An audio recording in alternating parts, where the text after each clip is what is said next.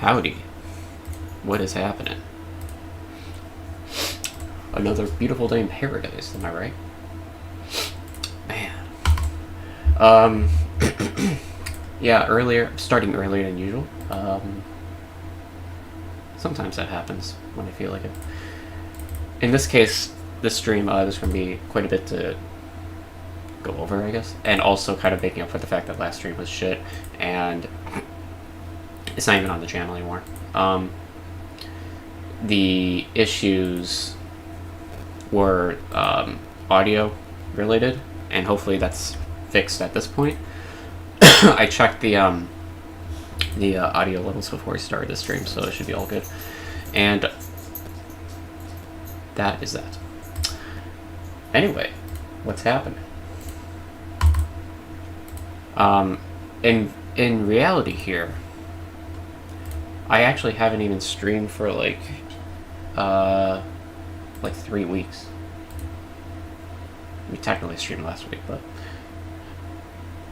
yeah, I don't know. It's gonna be a doozy today. Quite a bit to cover. Oh boy. Well, I can sit here and enjoy my coffee while I wait.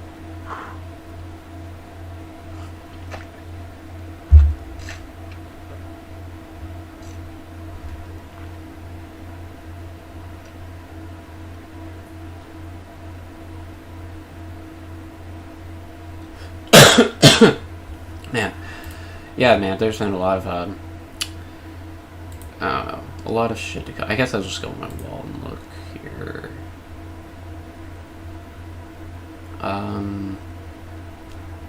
Yeah, I've been, like, recently obsessed with, I've been recently obsessed with,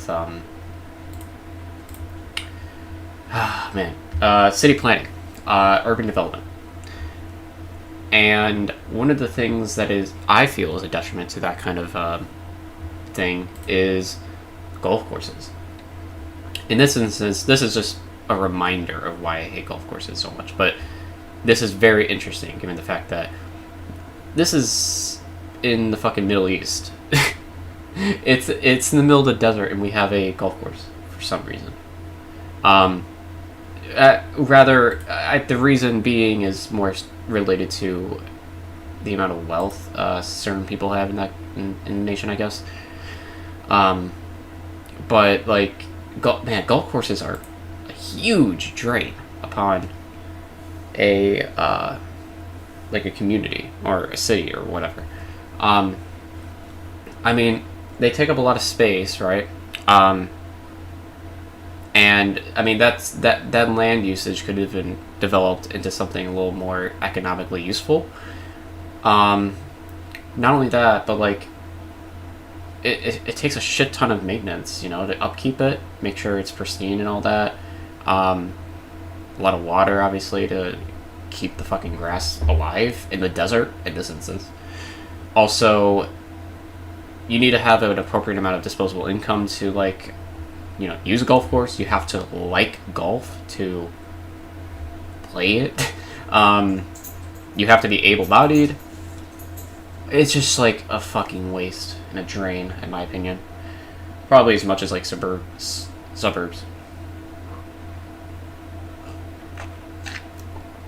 Be more specific on like those development kind of things, right?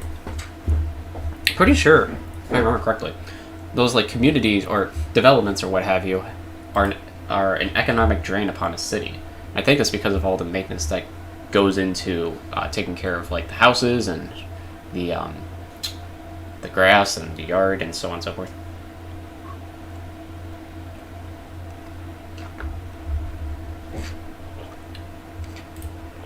Yeah, that makes sense to me.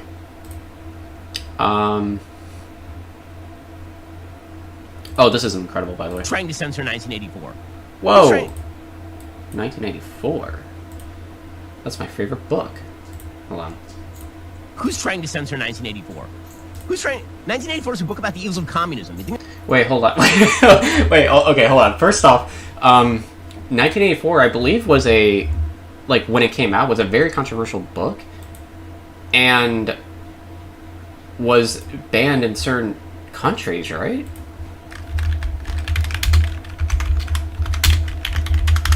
Yeah, was it banned at some point in the United States? I'm pretty sure it was.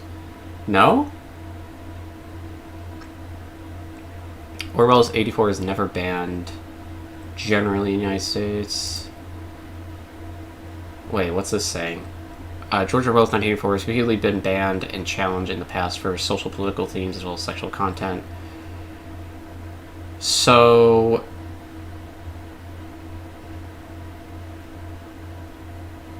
wow, this is such a clusterfuck. I didn't know I was opening a can of worms with this. So this...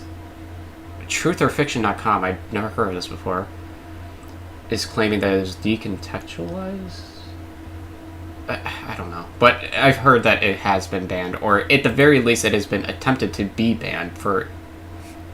obviously it's, you know, the themes within the book. Trying to censor 1984. Who's trying... 1984 is a book about the evils of communism. You think there are a lot... That's also not what it's about.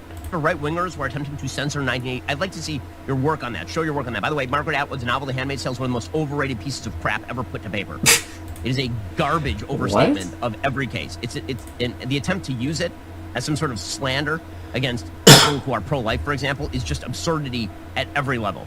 But, again, it's not being banned. Not having books in school libraries is not the same thing as banning the books. It is...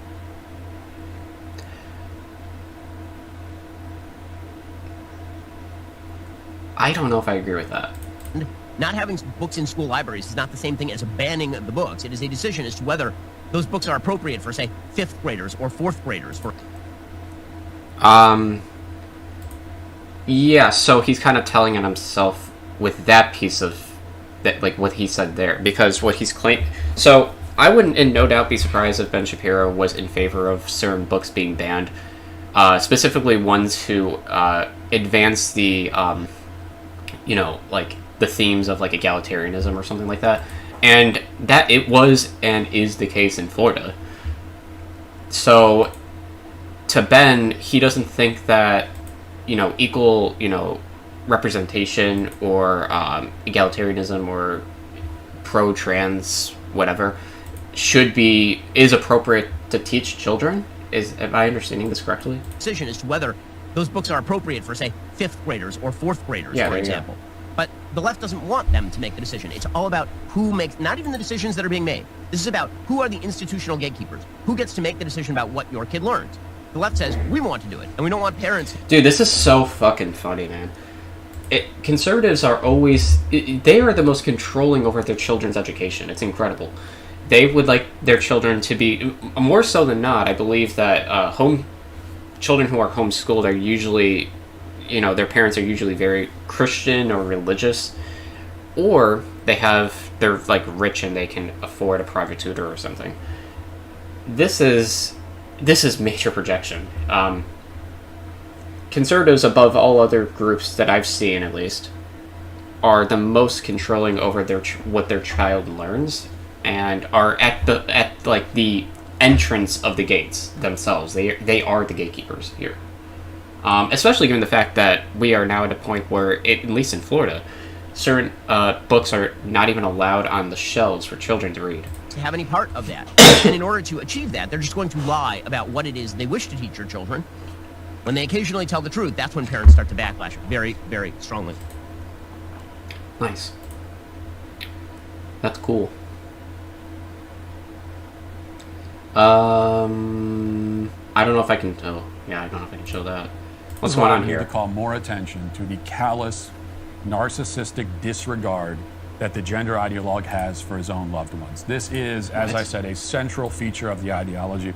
There's a reason why so many of transgenderism... wait, hold on. I didn't actually watch this clip. I just read this part here, and I thought it was really dumb. Prominent mascots are, you know, grown men who, quote, transitioned later in life and intentionally destroyed their marriages and families in the process. Intentionally? I think that most people who decide to transition, who are already in a committed relationship with somebody, are not doing it to, like, destroy the lives of their spouse. Take Rachel Levine, for example, 65 years old today. It means he decided to, quote, come out as a woman in 2011, which means that he was in his early 50s, you know, when he made that decision. He had a wife. who he'd been married to for years. He had 2 kids. I think that when conservatives consistently misgender somebody, they're like making a conscious decision. It's not coming naturally to them. They have to like think about it for a second. Like, oh wait, it's a guy. Trans woman equals guy. So yeah, like they have to like jump through the hoop to like get to that bigoted, kind of like language. It doesn't come naturally unless you repeat it like a mantra before you go to sleep or something. Putting everything else aside, just think about how unfathomably selfish you have to be, how uncaring and heartless to tell your wife that her husband is gone and now she has to get used to being married to a woman. I don't know if those kind of conversations are taking place in the way he's describing it here. Most people, and again, I can't know for sure, I guess, but those who decide to transition who are already in committed relationships are, probably devastated by the fact that it could potentially result in them separating. I highly doubt they act very like, like you have to get over it, you have to be like, I don't know. It depends, I guess, on the behavior of their spouse, like if they're like actually transphobic. But by and large, it's usually a pretty like terrible situation for all parties. And guess what? It's as far as the person who is transitioning is concerned, it's good that they're fulfilling their own identity, and that's good. But insofar as their relationship is concerned, it's devastating in that respect because it could, result in them breaking up. You're in a lesbian relationship now, whether you like it or not. Dude, this is fucked. I don't know. I just don't get why people hate trans people so much. It on a consistent basis, they are either scared of them or themselves just like they hate them. Man, I don't even know what to like. I don't get it.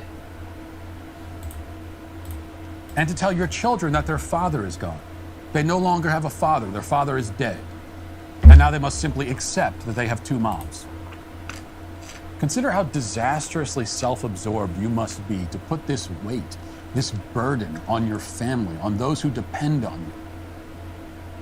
But what is Levine supposed to do? Is he supposed to suppress his deepest desires and live as a man even if he doesn't feel like one? Even if it makes him uncomfortable? Yes, of course that's what he's supposed to do. Of course. Okay, I don't know if there's any point in watching this.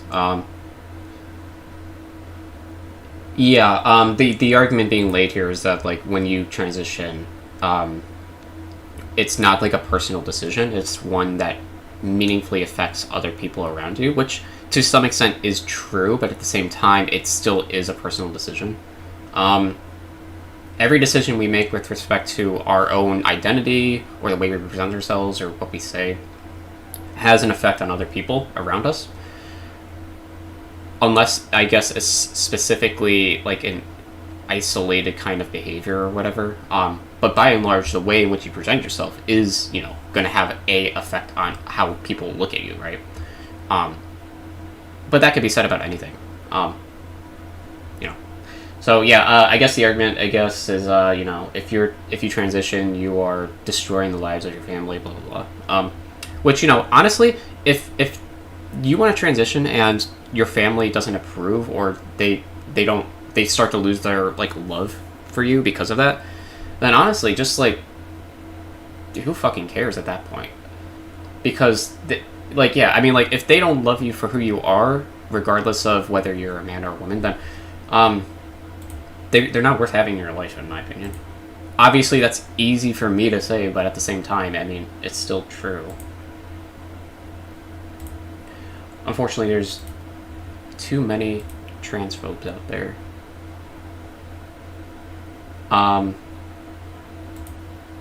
Which is unfortunate. Alright, what's this? We're just speedrunning the Daily Wire host montage shit. He's saying the big threat to children is guns, not drag queens. No one's saying that drag queens are murdering children. Well, no. Well, I don't know, actually. But people who are decrying the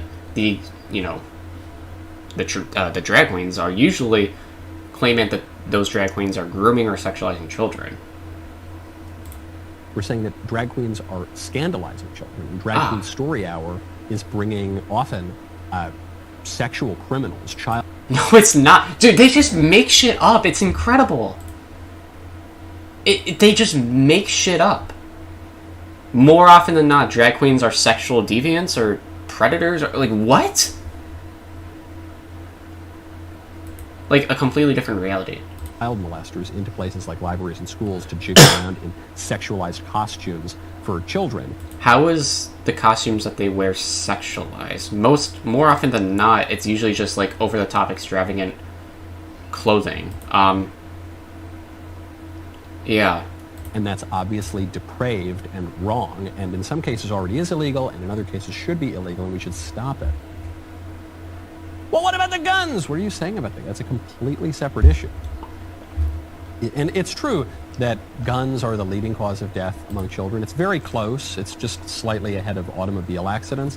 So are you suggesting that we ban automobiles too?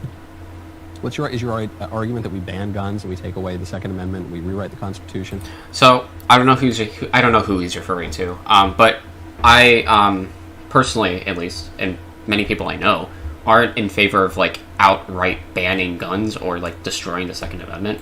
Most of the time is usually enforcing like basic common sense gun laws, as they say it, because it is common sense. Like banning, bump stocks. I don't know if they actually ended up doing that. I guess I have to double check. Or in fact, like assault rifles generally, I don't see a purpose, for an average citizen to acquire that kind of weapon.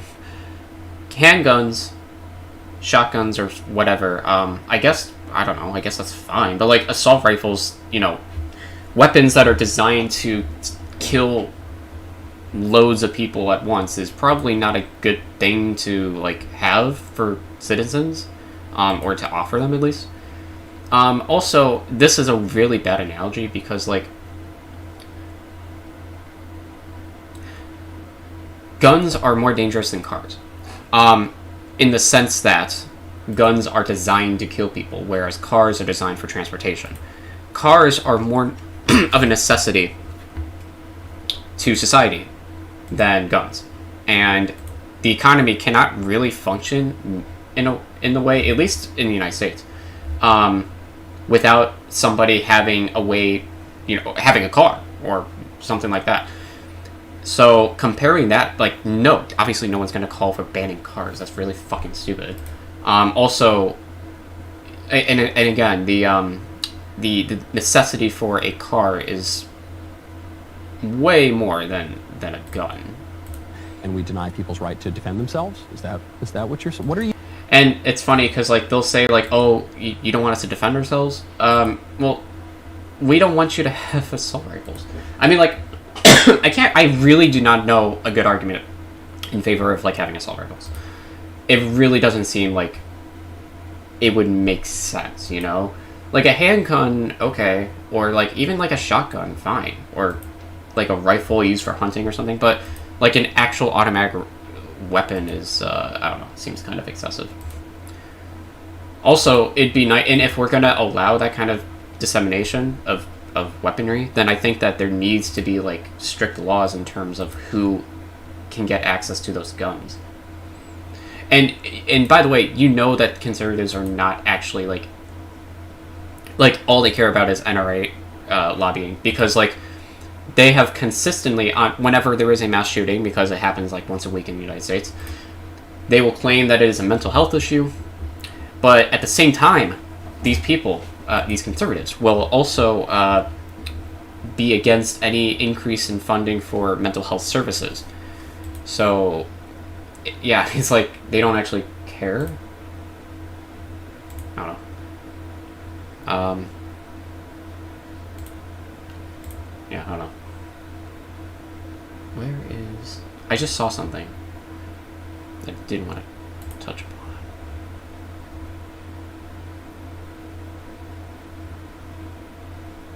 Oh, shit, man. I forgot. Okay, hold on. This is going to be a whole thing.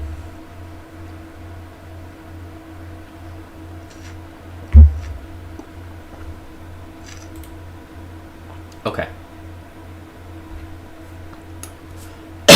So I know I'm tardy to the party a little bit, but Donald Trump was under...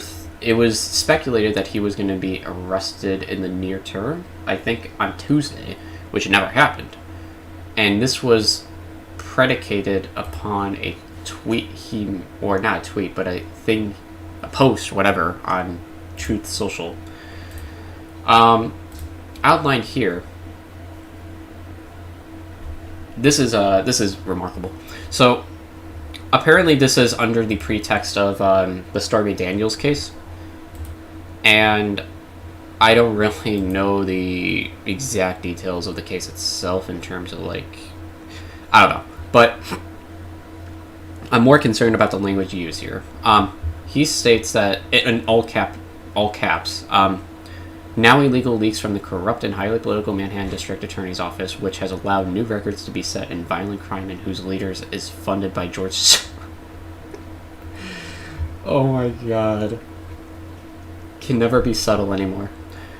Indicate that, with no crime being able to be proven and based on an old and fully debunked fairy tale, the far and away leading Republican candidate and former President of the United States of America will be arrested on Tuesday of next week, protesting our nation back. This is interesting. So, obviously, this indicated to us that he had enough reason to believe that he could have been arrested on Tuesday, I guess. I don't know, just making shit up, maybe. And the interesting part among this whole text here is also this last part here, to take our nation back, which obviously coming off the heels of, well, not even coming off the heels of, but, like, you know, the fact that January 6th took place in recent memory is probably not a good thing to say. And then he released a video, which is, this was bonkers when I saw it. Our enemies are desperate to stop us because they know that we are the only ones who can stop them, and they know it very strongly. And they're looking at the polls where, not me, but we are up by so much. They can't even believe it. We won twice, and now we've got to win a third time. This is, dude, I really am just... I don't even know. Like, at this point, if you honestly, God, like, think that Trump won in 2020, then I actually think you're mentally unwell. Because there's the mountains of evidence and the, like, I don't, it's almost as bad as, like, flat earthers, honestly. Like, everything from, like, the Trump wing of the Conservative Party is all fucking conspiracy-brained, like, dipshits. They know that we can defeat them. They know that we will defeat them, but they're not coming after me, they're coming after you. So, notice the language being used here. He's making it more personal for the average voter, so that way they feel compelled to go out and do what he said in his Truth Social post by taking our nation back. He wants there to be another Jan 6th, or something in terms of similar scale. Because there was this, I mean, like, I don't know, like, can you not... Does this not come off as, like, an incitement of violence? What does take our nation back even mean? It doesn't mean go out to the polls, because take our nation back is a little more assertive than that. And also, it like, using take our nation back indicates that it was stolen in the first place, which it never was, because Joe Biden won the 2020 democratically elected, like, yeah, like, it was like the most secure election in history, blah, blah, blah. Like, I don't know, it's interesting language. But again, the point here being that, you know, make it more personalized so that way you feel compelled to commit, you know, political violence. I'm just standing in their way. And then, obviously, illustrating yourself as, or painting yourself as, like, a martyr or a hero or something, like, to that effect is something commonly seen with, like, either cult leaders or authoritarian figures. And I always will stand in their way. Our enemies are desperate. Incredible. So, yeah, he wants another Jan 6, basically.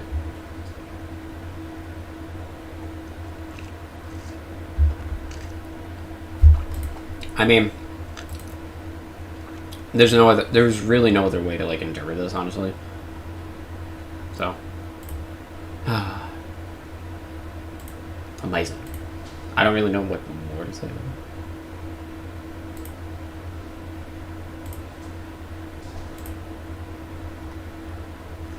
Man.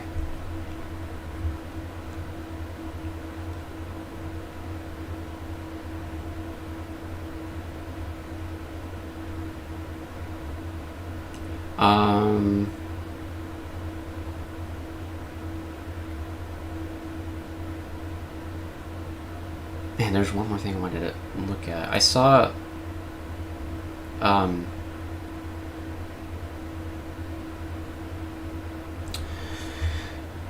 saw something with respect to. Hold on, I'm gonna have to go find it.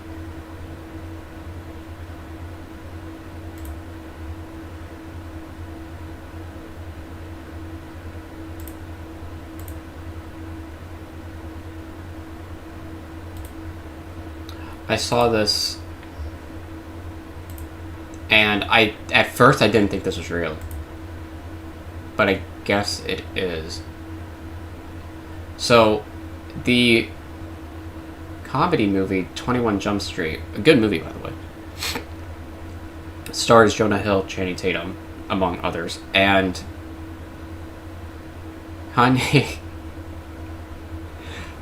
I don't know if this is the first time he's watching the movie, but he said that watching Jonah Hill in 21 Jump Street made me like Jewish people again. I don't understand. I actually don't know, like, if he's ever seen the movie before. Until, like, I guess recently. Because this is, like, an old movie, right? It's, like, 10 years old. No one should take anger against one or two individuals and transform that into hatred towards millions of innocent people. No Christian can be labeled anti-Semite knowing Jesus is Jew. Thank you, Jonathan. Just incoherence. It's literally incoherent.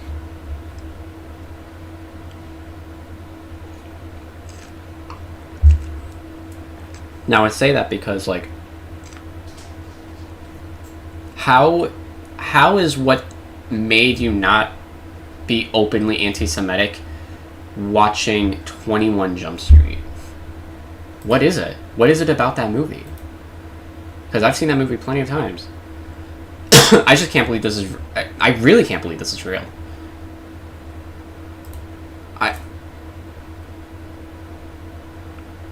Yeah, I don't... Like, I guess we'll see if, like, this is his new, like, arc. Is, like, his redemption arc.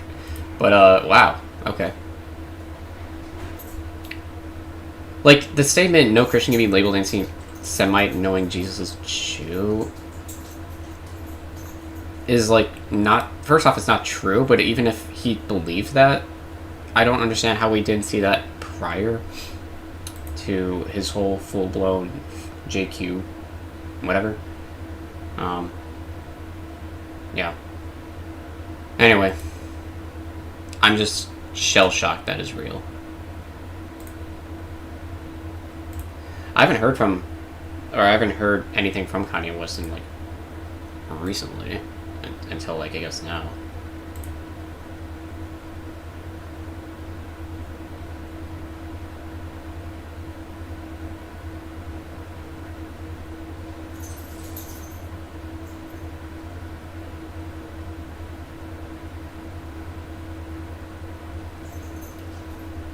It's weird, though, because, like, how is watching a movie enough to change your mind completely about Jewish people? Usually it takes a lot more than that.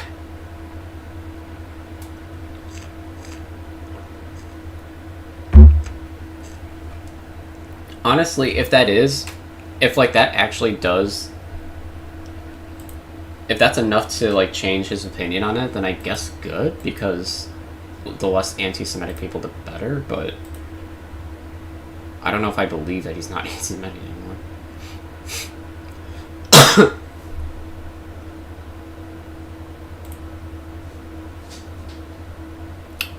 Anyway, okay. With that,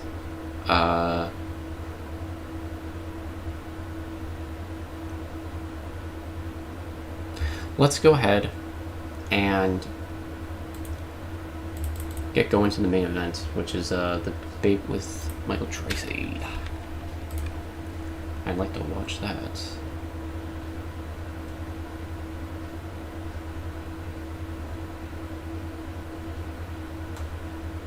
Okay, let's check it out. Hold on a second.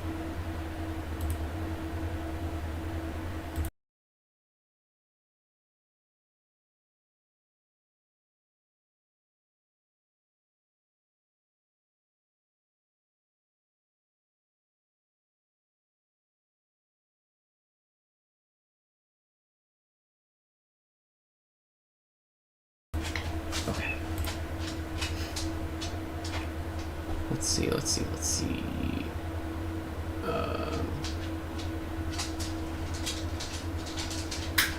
think this is it. AG1. Shut up.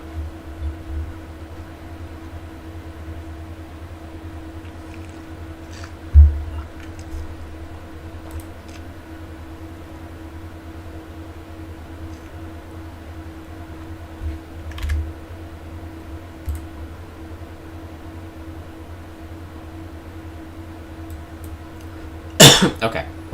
So, let's see. I would like to picture this. Let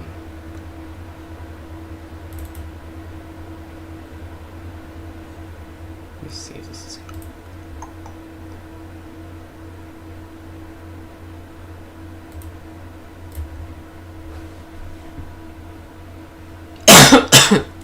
Excuse me. I'm gonna have to. I'm gonna get a game set up while we watch it.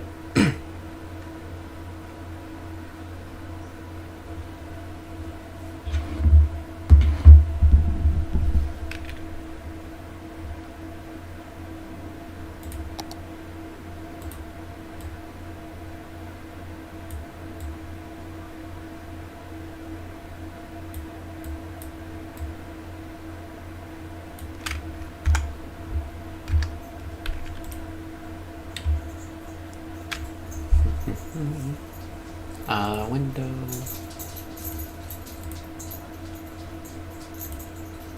Got that up. We get the game.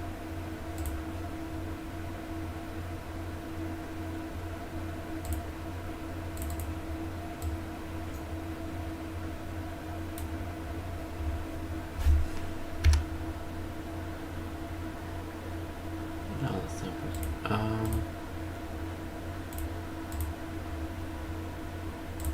No. Yes, that's what I want. Okay. Yes. Thank you. Window capture. Place that above. Perfect. I'm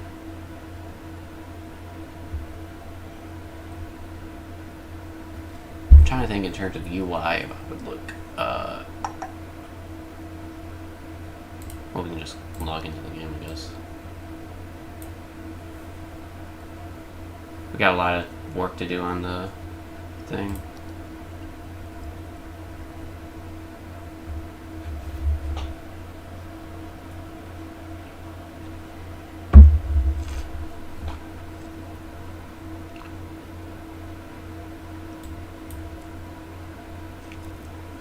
I love the fact that you can do picture-in-picture from Edge. It's very useful as a streamer.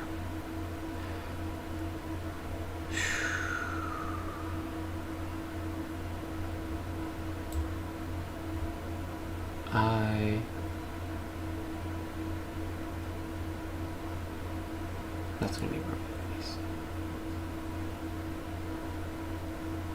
Okay, right there's fine. Now for you guys to see where I put it.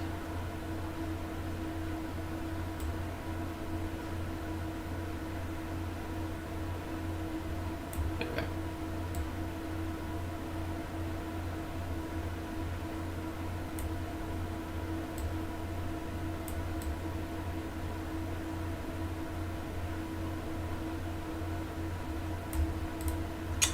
Okay, cool. Well, without further ado, should probably see if the audio will work.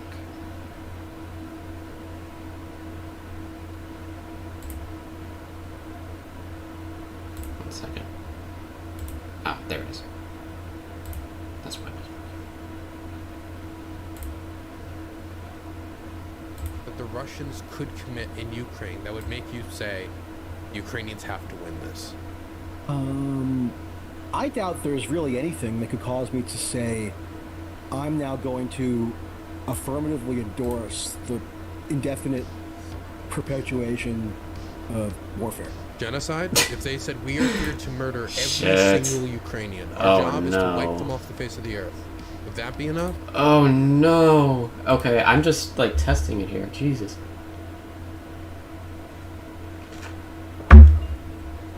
Okay, I'm gonna have to turn down the music on this.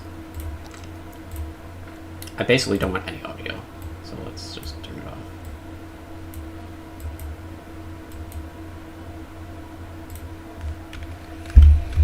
Alright, let's do it, boys. We got a debate to watch.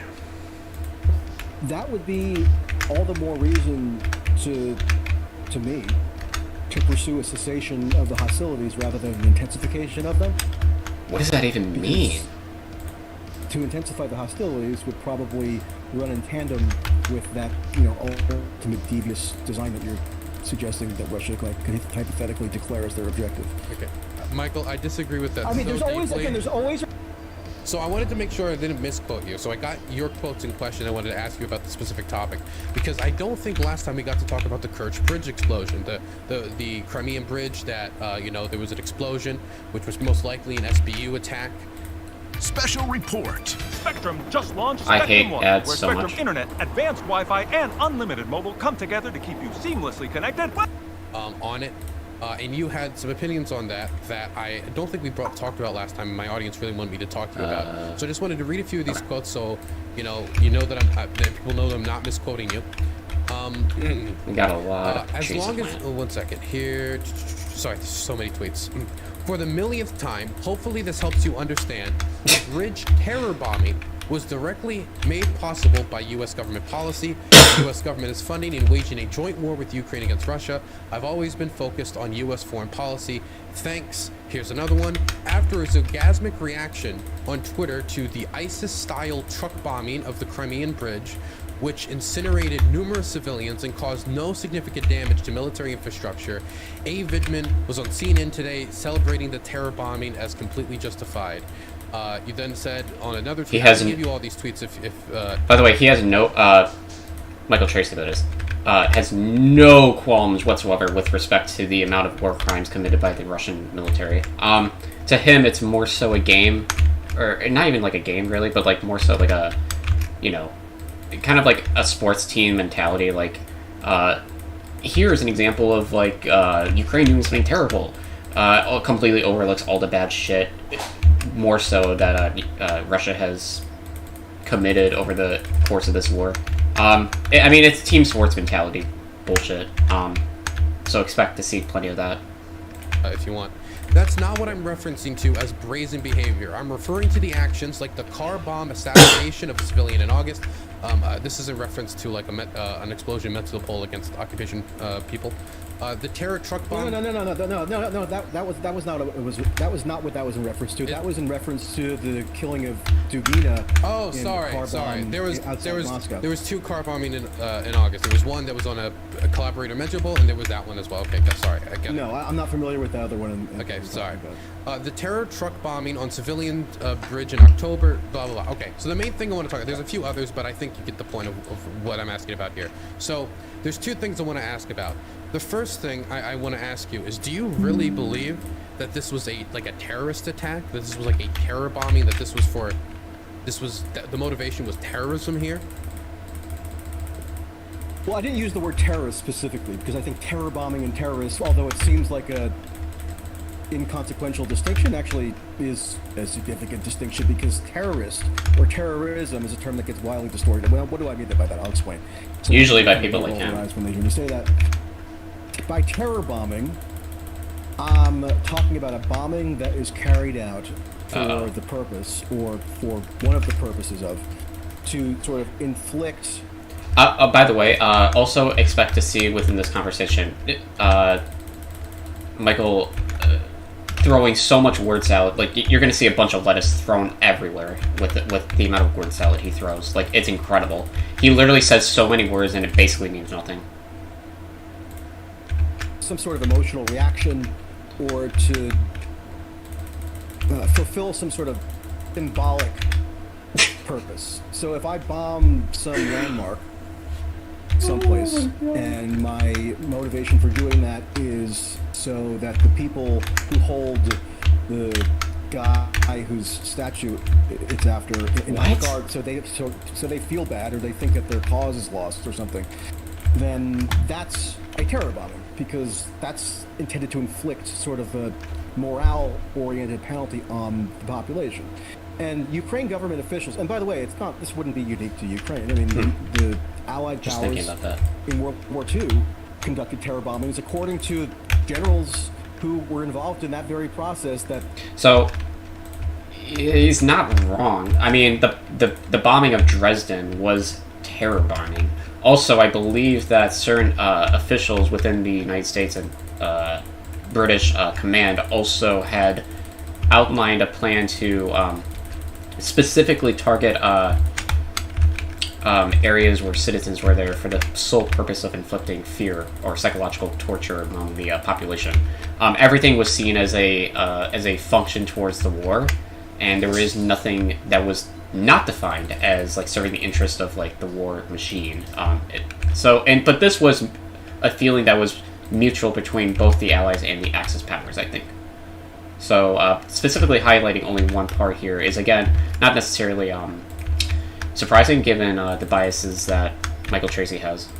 Or on the record, who characterized it as such, in that one of the explicit objectives for why certain bombing missions were carried out were to simply damage the morale of the local population so that they would become disenchanted. It's worth noting also that this doesn't really apply here with the bombing of that bridge that took place like I don't know how long ago it was. I think it was like at this point like 6 months maybe. I have no idea actually, but I really don't think that this is a good analogy to bring up if you're Michael Tracey. I just don't think it applies really. Chanted with either the German or the Japanese government and either oust them from power or somehow limit those governments' ability to wage war in kind. So, Ukraine government officials, the day that bombing happened on the Kerch Bridge, came out and said and celebrated the fact that it was intended to inflict a symbolic blow on Russia and on Putin in particular. Wasn't it intended to... Well, against Putin, I don't give a fuck. But, like, wasn't it more so a logistical kind of bombing? Like, it was supposed to... Like, it was a bomb connecting the mainland to Crimea, correct? And if that were the case... Well, regardless, the bridge... Destroying bridges or infrastructure to hinder your enemy's ability to move logistics around is something that makes sense and is commonly done by superpowers at war. Like, I just don't think that characterizing this as a terror bombing is necessarily accurate. Like, this seems more of like a logistical military operation than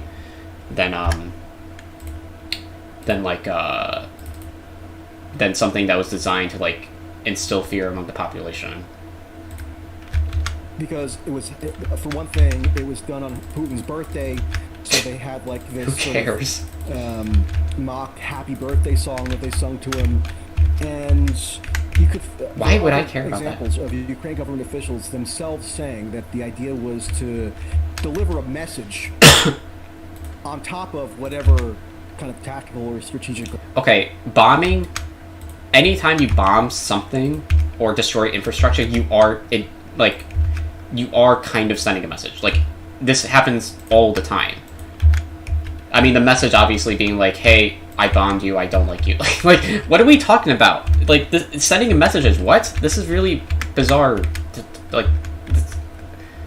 Like military leaders are making decisions predicated not just on sending messages. It's more, or I feel like it's more predicated on like what's gonna make us win the war. Goals that they thought that bombing would commit. So, if a terrorist commits, quote unquote, commits an attack someplace, then what are they in part doing other than they're they intend to kill civilians? Well, they're trying to inflict terror on the local population. It's not the only thing they do. Some sort of symbolic resonance that they associate with their attack. So that's the reason why I refer to it as a terror bombing. And yeah, there were civilians incinerated. Okay, and the U.S. does enable that activity on the part of Ukraine, which is why I can we do one at a time? Drawn to sort of analyze it. Yeah. So I really very heavily disagree with the terror bombing classification. So when people hear the word terror bombing, the interpretation most people have of it isn't a bombing that has some symbolic value.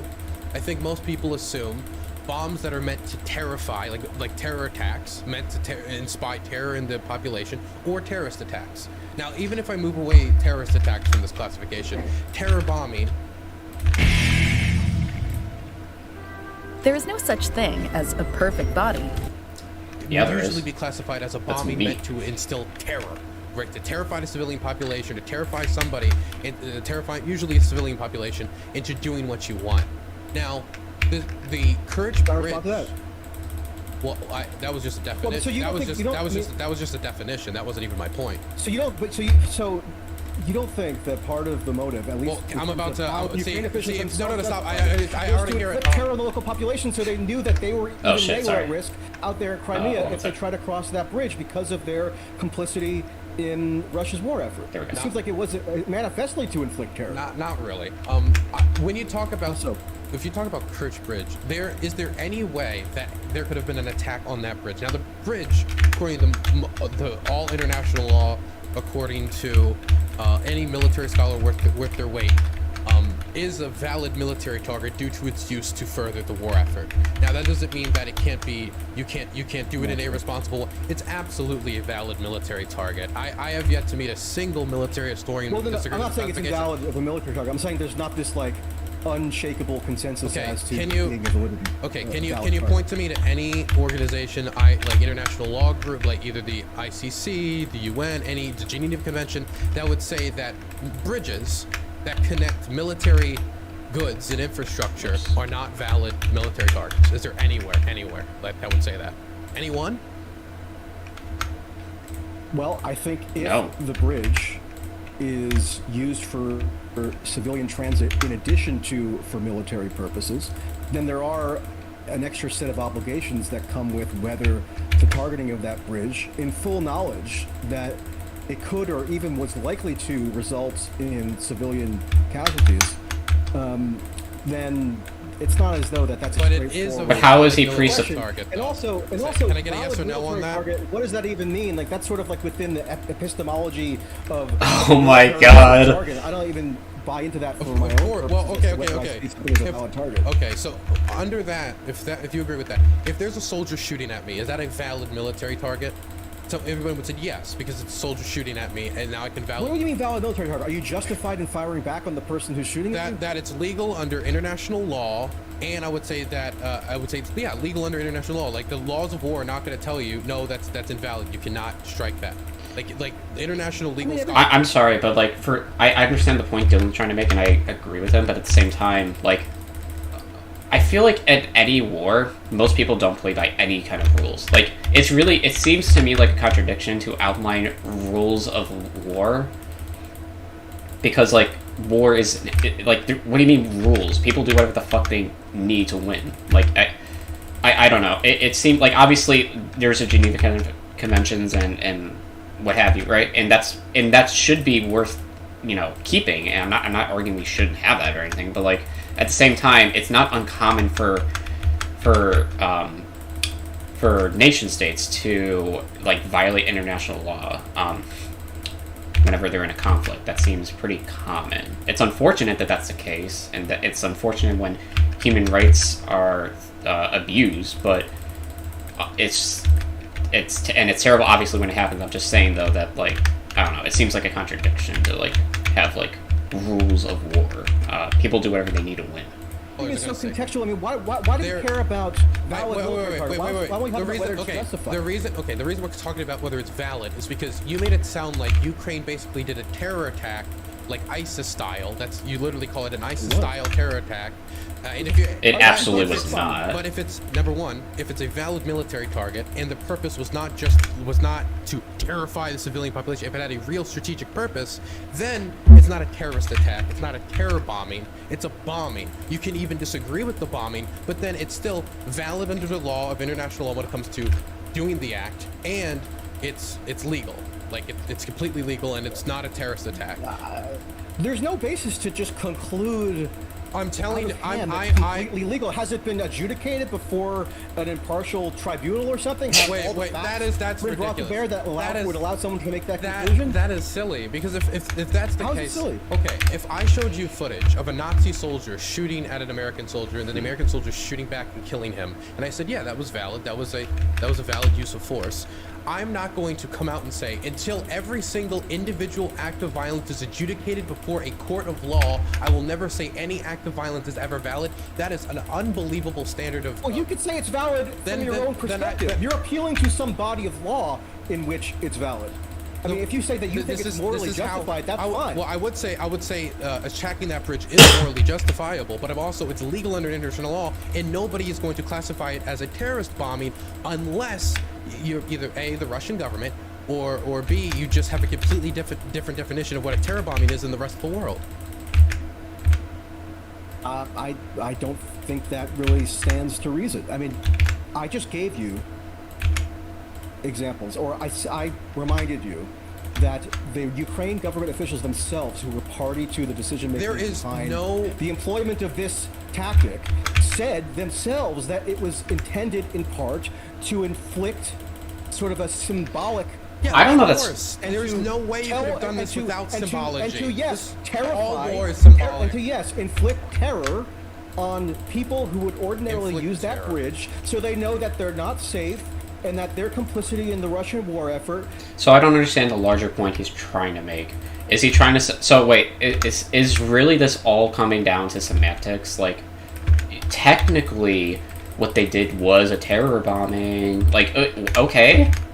Like, is that really the, like, what we're talking about here? Like, who... Okay. I mean, like, honestly, and Dylan said it here, and I said it before, but I'll say it again. Like, almost everything in war is symbolic in a sense, and there's no, like, humane or non, like, you know, symbolic, like, way of going about combat. But the point, I don't know, it just feels like a weird argument to have, like, oh, this technically meets the standards of a terror bombing. Like, okay. Meant that at any moment they could find themselves subject to the same fate as the 3 people who got incinerated by the truck bomb. This is a terrible description. Okay, it wasn't to inflict terror on the population to think that they're not safe. I know that some commentators have made the comments that Crimea will come back to Ukraine. This is a reminder that it will come back to Ukraine. But you're making it sound as if they're not safe, as if, like, if you don't leave Ukraine, if you don't leave Ukrainian land, we're going to bomb you, and we're going to kill you. When you say... No. That's what I'm saying. That's what it made it sound like. But... well, here's what I mean by when I say that. That they know that what message is sent to the local population who typically use that bridge by the fact that there was the truck bomb attack carried out on it. That they know, or they're now made aware that out of the blue there could be a giant explosion as they're crossing the bridge. Right? I mean, and that's a terrifying thought to contemplate. That would have been the case no matter if you bombed any bridge. And of course, there's bridges that are militarily viable targets, and I don't think you would even morally disagree with. But like most bridges that transport or military goods also usually transport civilian goods and civilians as well. Same thing is a lot of times true with rail lines. It's true with most infrastructure. Once you start utilizing, it's game time. He's ready. There's gonna be a lot of ads on this. They're ready. Also, I better speed this up. I don't think we'll be able to get through the whole thing. It becomes a militarily valid target. You start to make moral... No, it doesn't. Yeah, it absolutely does. It absolutely does. No, it doesn't. No, it absolutely does. Russia claims... Wait, I didn't get my point. I didn't get my point. No, hold on, Michael. You've talked a lot. I want to make sure that I want to bring it back to my original point, because this whole conversation, I think, could probably be avoided. Fuck, I actually lost it. You continue. I've lost it. Fuck. I was just going to say the idea that if a civilian target is used for a dual military purpose, it automatically becomes legitimate to attack that target, does not It holds makes up to it, it makes it scrutiny at in the so very many least other not a contexts. terror attack. Russia, when Russia is accused of launching strikes that hit a school or some other civilian building, they're denounced for it. I think, in most cases, as far as I know, correctly, because Yeah. they've endangered the civilians or anything. There is absolutely no military justification, like from a logistical standpoint, to target schools or to target like hospital, especially hospitals. There's basically no justification for it whatsoever. Targeting a bridge, like comparing the destruction of a bridge to like schools and like trying to decry or signal the supposed hypocrisy is ridiculous. Has no bearing in reality. Give me 1 second, I'll be right back. Apologies.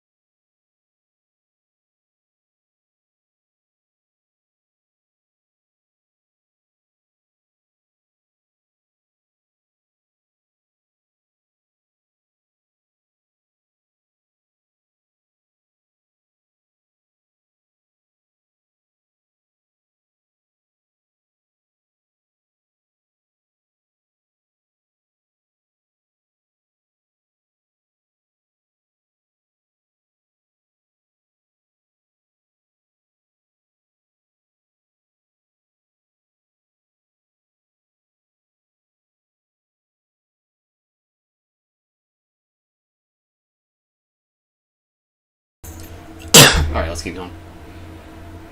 Kill them, and Russia will say, well, the Ukraine military is using that civilian facility for a dual purpose. They're storing ammunition in it. They're using it to equip their soldiers. There's some military purpose that's being carried out inside that civilian building. Therefore, even though it's a civilian building and there are civilians present, we're authorized to hit it. I don't think that logic would be accepted, and rightly so. Okay, so actually, it usually is. So in the context of a lot of the battles that happened in Ukraine, there have been a lot of times where hospitals were turned into buildings that were being used for military purposes. I don't know if I should or there were soldiers in it this. fighting street by street. This happened in a lot of the cities that were fought in. And once that is the case, that it's being used by the military, hospitals, schools, any type of building on the planet then becomes a valid military target. As far as when it comes to international law and the legal perspective. Now, your individual, moralistic perspective on I do think we should talk about international Israel law. made that argument constantly as to its bombardment of Gaza and so forth, you because didn't- they would claim that the apartment building had dual military purposes was being used as human shields. That wasn't widely accepted, and it wasn't just there was instances where organizations would put weapons in schools actively used by children, UN schools in the Gaza Strip. Now, that is horrifically evil for somebody to do that. And when it comes to an international legal perspective, that usually does lead towards a lot more leeway for these countries to be able to use force against those locations. Now, when we talk about this Kerch Bridge explosion, you take care of everyone. But what about Yeah, you? they're talking Mind about your a bridge mouth. explosion that took Aspen place Dental is a here for while you. ago. and you're saying that, this is a terror attack because of symbology. Berlin was attacked on Hitler's birthday when they tried to smash through Silo Heights. They decided to do it in part due to the symbolism of it. In that, I can even more understand. Yeah, not only that, but when Hitler committed to Operation Barbarossa to invade the Soviet Union, he could have easily kept going further east towards Moscow, but instead he detoured to get to Stalingrad as a symbolic way of I guess one-upping him or whatever, which resulted in a strategically it harmed the Nazi regime for them to go to Stalingrad and go out of their way to go to Stalingrad. Logistically, it harmed them as well as militarily, because they lost a bunch of resources and manpower, so on and so forth. So it was typically sometimes, especially dictators, will do things out of symbolism. Because of one reason or another. I guess insecurity is one of them, but yeah, that's not really super uncommon.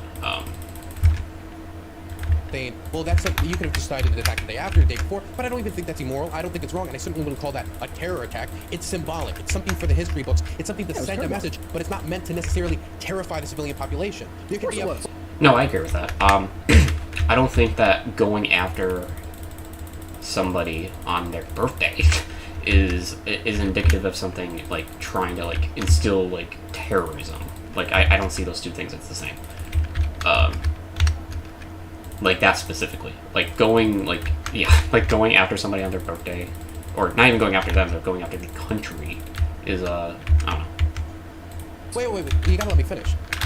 The symbology of a move in warfare doesn't always necessarily translate into I am here to terrorize the civilian population. The Kerch Bridge explosion could have been symbolic for a lot of ways. It could have been the symbolic severing of Russia's tie with Crimea because it's internationally recognized as Ukrainian land. It could have been, hey, we're destroying one of Putin's personal projects and we're doing it for in part that symbolic. There's a million different symbolic messages that could be translated outside of we're here to terrify the civilians. Not to mention, just due to the project that is, which is a bridge connecting Russia to Crimea, one of Putin's big projects that got him a lot of popularity, there is no way the Ukrainians could have conducted any military operation on that bridge without it having some symbolism, or at least interpreted as having some symbolism. And it is impossible for political leaders to ignore that symbolism when something symbolic happens. But there is a real strategic reason to take out that bridge. It is the lifeline for the Russian occupation in the south. This was preceding the Ukrainian counteroffensive on Kherson. There's a real military strategic usefulness to conducting that counteroffensive. So making the conclusion that this was a terror bombing when it has a very clear strategic use to it, and that's why the Russians are right now still trying to rebuild the bridge, because the bridge, the rail line is partially, one of the rail lines are still damaged, part of the bridge is still damaged. It's still having a negative effect on the Russians. There's a clear military use for this, outside of this idea that it was a terror bombing. Okay. The Allied powers in World War II, the United States, Britain in particular, employed terror bombing, or even forget the word terror, they employed bombing. Why are we deferring to World War II again? It has no bearing on this conversation. I know that he's trying to... Okay. I guess let's entertain this again. Tactics specifically for the purpose of damaging the morale of the local population because they figured that that would then achieve a wider strategic purpose, right? So they would make an argument that it was justified for them to conduct bombing campaigns or fly sorties or what have you that had So some of what he's saying is true, but at the same time, it doesn't apply here. I just don't... Yeah, this analogy doesn't work. a multivariate sort of rationale behind it, one prong of which was to sap or damage or dampen the morale of the local population, because damaging the morale of the local population was seen as this in the strategic interests of the parties carrying out the bombing, right? So you could argue that notwithstanding, well, it is comparable in the following sense. You could easily argue that notwithstanding Ukraine carrying out that attack for the admitted explicit reason, take my word for it, look at what the government officials themselves said. You could say it's justified for them to carry out the attack for the purpose of damaging the morale or, landing a blow to the morale of the local population because they view that... Why does he keep only fixating on the morale element here? Because, obviously, Ukraine destroyed that bridge for logistical purposes to hinder Russia's ability to carry resources across the bridge. But he keeps focusing on just the one element here, which is the morale element. It's not the only reason. I don't even think it's the main reason that Ukraine targeted that bridge. I think it's more so because of the logistical shit. As within the strategic interest, and they view that as within the strategic... I'm tongue-tied. They view damaging the morale of the local population as in their strategic interests. You could then say that that makes it justified, and then you have a strategic purpose behind the attack that involves the infrastructure that's being targeted. In World War II, oftentimes there would at least nominally be some military infrastructure targeted, but the attacks were so indiscriminate on purpose, and in full knowledge that it would end up, incendiaries would end up landing on civilians, that they thought that it was therefore justified to do on military grounds. So, I think you could easily say that it was a justified terror bombing. It's justified to inflict a penalty on the morale of the local population because that's what the war calls for at that juncture. I understand the connotation of the phrase terror bombing might turn you off to that because it seems like it's something that's inherently ignoble. But, you could see why that might be justified, or at least how one could justify that under certain circumstances. And one broader point here, I'm not appealing in anything that I've said about this to some corpus of law that exists somewhere known as international law or valid targets in terms of how some certain militaries arbitrate that concept. Those are sort of red herrings to me. International law is itself sort of incredibly nebulous and instrumentalized by whoever can wield power. If a nation state, okay, first I have a bunch of things to respond to. If a nation state signs onto an agreement saying they will abide by the agreement, it is good for the nation state to abide by the agreement. If I sign a deal with an organization that I will not use mustard gas against your people, then I use mustard gas against your people, it's not only bad because I use mustard gas against your people, it's bad because I lied and then skirted the line on what I thought was moral until I got in a difficult place and then I started committing immoral acts. That is wrong. And so if Russia and Ukraine have both signed on to stuff that says that certain behavior is immoral, I believe that they should abide by those agreements. I also think they should enter more agreements that abide them stronger on what is immoral. For example, I think the ICC warrant for Putin is valid, but it's also really funny to hear American politicians bringing it up when the United States is also not signed on to the ICC. We signed, but we never joined officially, and I think that's hypocritical. I just want to say, if a nation state agrees to do something, they should abide by what they agreed to do. I think that's a basic, just diplomacy thing.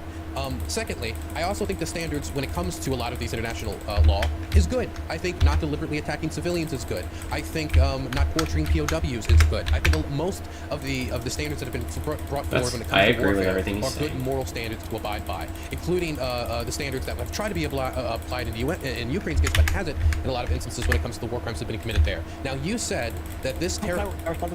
Okay, I thought that was kind of universally agreed. That's why I was getting the milk toast stuff out of the way.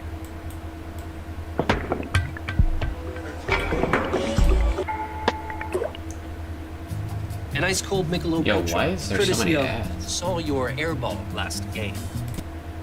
Well, here's what I was going to say. The idea that one should refrain from torturing others, or the idea that one should refrain from using mustard gas on civilians, or other examples of gross violations that you mentioned there, The idea that those things are bad is self-evident without any need to appeal to any abstraction. It's of international definitely law. not self-evident. Those would be, I mean, You say so have the now. same moral You say- content, you say- irrespective of No, their relation dude, to international law. dude, you say this because you live in the 21st century. When these laws were first being introduced, for example, when the Germans first saw the shotgun and how it was tearing apart their soldiers during World War I, they thought it was an immoral weapon of war, and they asked for it to be banned because this was new weaponry getting introduced, and that was a radical proposal at the time. It never went through. But other type of radical proposals, like bans on certain types of weapons, bans on certain types of knives that made wounds that weren't possible to patch up, bans on chemical weapons, they were radical when they were introduced, and a lot of countries still resist those bans today. So to say they're self-evident when many people would use their ideology to justify all types of horrific atrocities against other groups of people, whether it be Saddam Hussein's gassing of the Kurds, really good point. or it be Vladimir Putin's kidnapping of Ukrainian children.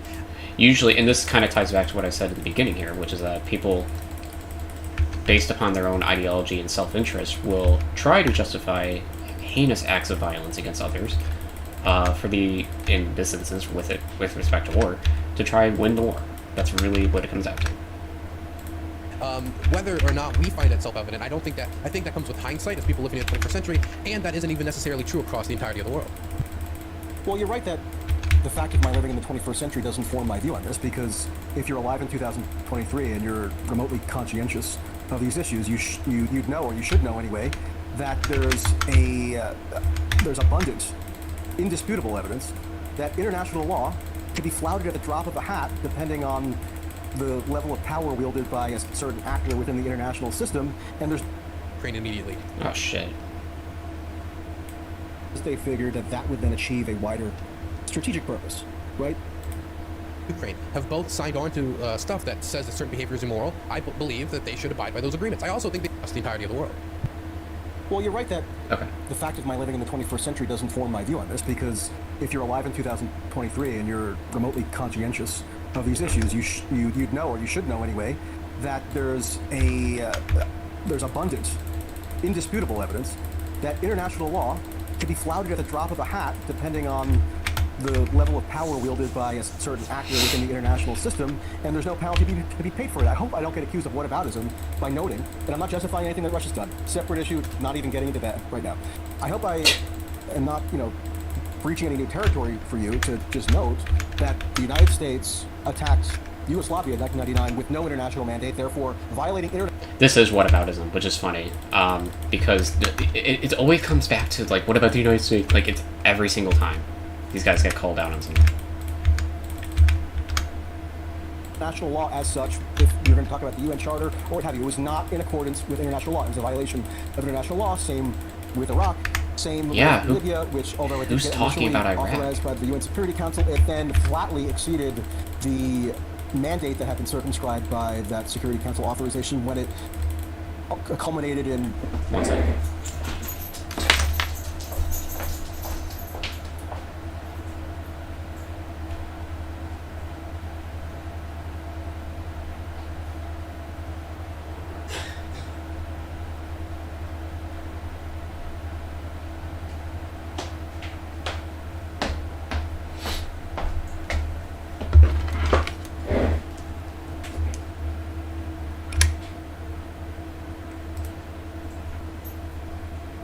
Gucci. All right. The effectuation of regime change against Gaddafi, and on and on and on and on. I mean, the United States, as we speak, is occupying, through brute military force, parts of Syria with zero even argument that it's authorized by international law. So if you see the expediency with which the principles of international law are invoked, or the selectivity, then yeah, I do think at a certain point it becomes utterly rational to conclude that international law as such is really not any kind of repository of moral wisdom, or ought not necessarily to be appealed to as the moral grounds on which we... That is not even what Dylan's argument is, though. He's not saying it's like a beacon of morality. Think about any particular issue. If torture or an invasion or use of a weapon is bad, then it's bad on its own terms. International law is kind of okay. So I guess I thought this kind of been assumed into this debate. Obviously, I do not believe just because something is the law that therefore makes it moral or immoral. There have been instances where laws have been introduced that have been bad, and these laws have been introduced that have been good.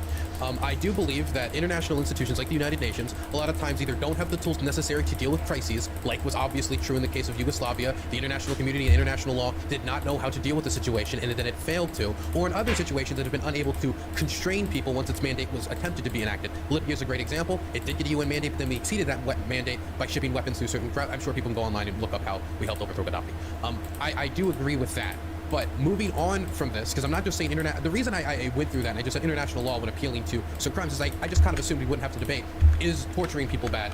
Is this bad? Because if I'm working off of something that I would say is something that I assume we would both agree on, is that the vast majority of war crimes are probably illegal for good reason. And if I said, hey, this person's a war criminal, this guy committed all these war crimes, I didn't think I would need to advance by first saying, what's your position on rape as a weapon of war? Do you think it's legitimate? Do you think it's not legitimate? I didn't assume we'd have to go into this specifics on that. But this is the main thing I want to bring back to. This is the main point I want to get back to. You said on October 12th, 2022, in response to what we're talking about right now, the terror bombing on the bridge was different in that it incinerated multiple civilians and achieved no discernible military gain, as far as anyone could demonstrate with tangible evidence. You then said something similar to this about the idea that it had no discernible military gain multiple times, about 4 or 5 or 6 separate messages. I didn't get them all. I don't think it's necessary. Will you admit that there is an obvious discernible military gain in disabling the bridge the Russians used to get into Crimea across the Black Sea, seeing that it's been used to ship tanks, armored vehicles, guns, artillery shells, artillery guns, soldiers, and all type of stuff to the front line, and they're still rebuilding that bridge to this day? Well, my source for saying that was Leonid Brzezinski, who's a journalist at Bloomberg. It's game time. He's ready. He's ready. They're ready. Who analyzed Russian rail data immediately following the attack and reported that rail transport had... It doesn't matter what the outcome was. It matters on what the intention behind it was. ...on the bridge, at least apparently on a part that wasn't explicitly damaged or was less damaged, within a matter of hours. But there's two rail... So hold on. Yeah, so hold on. I'm willing to stipulate now. I mean, I don't think it's particularly even material to the wider point here. So I'm happy to concede that there might have been some military advantage that was gained by that attack that can now be demonstrated with tangible evidence. I don't think that's what I was saying. I don't think that what I was saying there hinges on whether that military benefit can be ascertained, because it could have conferred military benefit. It could have conferred certain potential military benefits, but if your moral calculus ultimately comes down to it being a terror bombing that incinerated civilians, then whether or not there's theoretically some military benefit that could be gained from it is sort of an ancillary issue. So I mean, let me just give you a hypothetical, okay? Let me give you a hypothetical. But I didn't finish my line of questioning. I got to finish this line of questioning. This is my main line of questioning. So, if we both, at least tacitly in some way, agree here that there was military gain to be had out of disabling this bridge, whether it was completely successful in achieving that, which it wasn't, partially successful in achieving that, I think it was, or not successful at all, you can attempt to do something and then fail at it, and still that was the intent. And knowing that this was before the counteroffensive against Kherson, which was directly ship munitions through this rail line, and after this rail line was bombed, they conducted the counteroffensive to good success in Kherson, recapturing the capital. I think there's good reason to believe that there was significant and large military gain to be had in disabling this bridge. Now, there is a symbolic component that was always going to be there no matter what happened. Whether the Ukrainians took Crimea, then destroyed the bridge after. Every single plan somebody talked about in taking Crimea, one of the first things Ukrainians are going to have to do is destroy that bridge to hamper Russian shipping of weapons and equipment into Crimea. I think there's significant strategic gain to be had there. There is no way, though, they could have done any bombing of that bridge without having some symbolism or mentioning the symbolism of separating this artery from the Russian state into the Russian occupation. Something that's been occupied and had horrific things done to it over the last 9 years when it comes to torture, suppression of the press, stuff like that. There was no way it was never going to have any symbology, no matter how hard the Ukrainians if they even wanted to avoid it, they couldn't. So I don't understand how the fact that it has symbology itself, which any amount of attacks on any different type of targets all across Ukraine could have symbology to it and also still be militarily okay to do. I don't understand how this makes it a terror bombing. Definitely, since it seems to be that I'm looking through this old rhetoric. I'm reading this rhetoric from the government. It sounds like they're talking about how we will come back to Crimea, not the people should shake as we return and we're going to bomb you or we're going to do this. I'm not reading that at all. I think we have enough entertainment and level up. Here's how that could be distinguished in terms of an attack that is carried out for an ostensible military purpose but also carries certain symbolic import, versus an attack that is carried out for the express purpose of conveying some sort of symbolic message. Any sort of attack anywhere. I mean, anything that happens in the world can have a symbolic significance imputed to it after the fact, right? Or and definitely any sort of military action can have that done. But in real time, contemporaneously, Ukraine government officials were explicitly justifying their attack and saying that it was committed, at least in part, on the basis of their desire to send a symbolic message. So again, it wasn't just like any. I understand what you're saying, that any attack that could have ever possibly happened on the bridge would have had symbolic import, but that import gets sort of attached to it incidentally, right, or after the fact. Whereas that was being cited as one of the rationales for why the attack was even carried out in the first place. Just kind of wait for more visitors. So, yeah, that just puts it in a bit of a different dimension. But again, leaving aside whether it could be said to have any military value, I mean, ultimately, the question of whether you find this conduct to be worthy of proactively endorsing or finding to be good in some ethical sense is whether the attack itself is justified. And what happened from the attack? Well, civilians were incinerated. I've never in my life sought to proactively justify any action that led to the incineration of civilians, whether in this conflict or any other. And I do have... I don't know if that's true. ...of Israel claiming that despite civilians being killed in their attack, they were able to disable some sort of military infrastructure of Hamas or something, and therefore that provided them all the justification they needed to do this, and there being a propaganda onslaught to try to sort of bolster that position. I mean, when the United States attacked Iraq the first time, when they launched the invasion of Iraq in March 2003, most people are aware that that was done through this method of what was called shock and awe. Well, he knows exactly the day. Was justified in part on the military advantage that it conferred to the United States because of some infrastructure that might have been disabled. But the fact that infrastructure was disabled and the U.S. aims were advanced, I don't think automatically translates into grounds to endorse the tactic, right? Because you can evaluate the other impacts of the tactic, such as that shock and awe also meant that you were shocking the local population into submission because they were going to be overwhelmed by the sheer enormity of the aerial assault. So, even if Ukraine yielded a massively beneficial military advantage from the conduct of a truck bombing on a civilian bridge, and it was used by civilians, that's not a question, that still wouldn't really alter the premise from which I sort of approach my evaluation of that tactic. Well, if there's two questions to be asked. One, and this is the main problem I have with you, I think it was justified to bomb the bridge.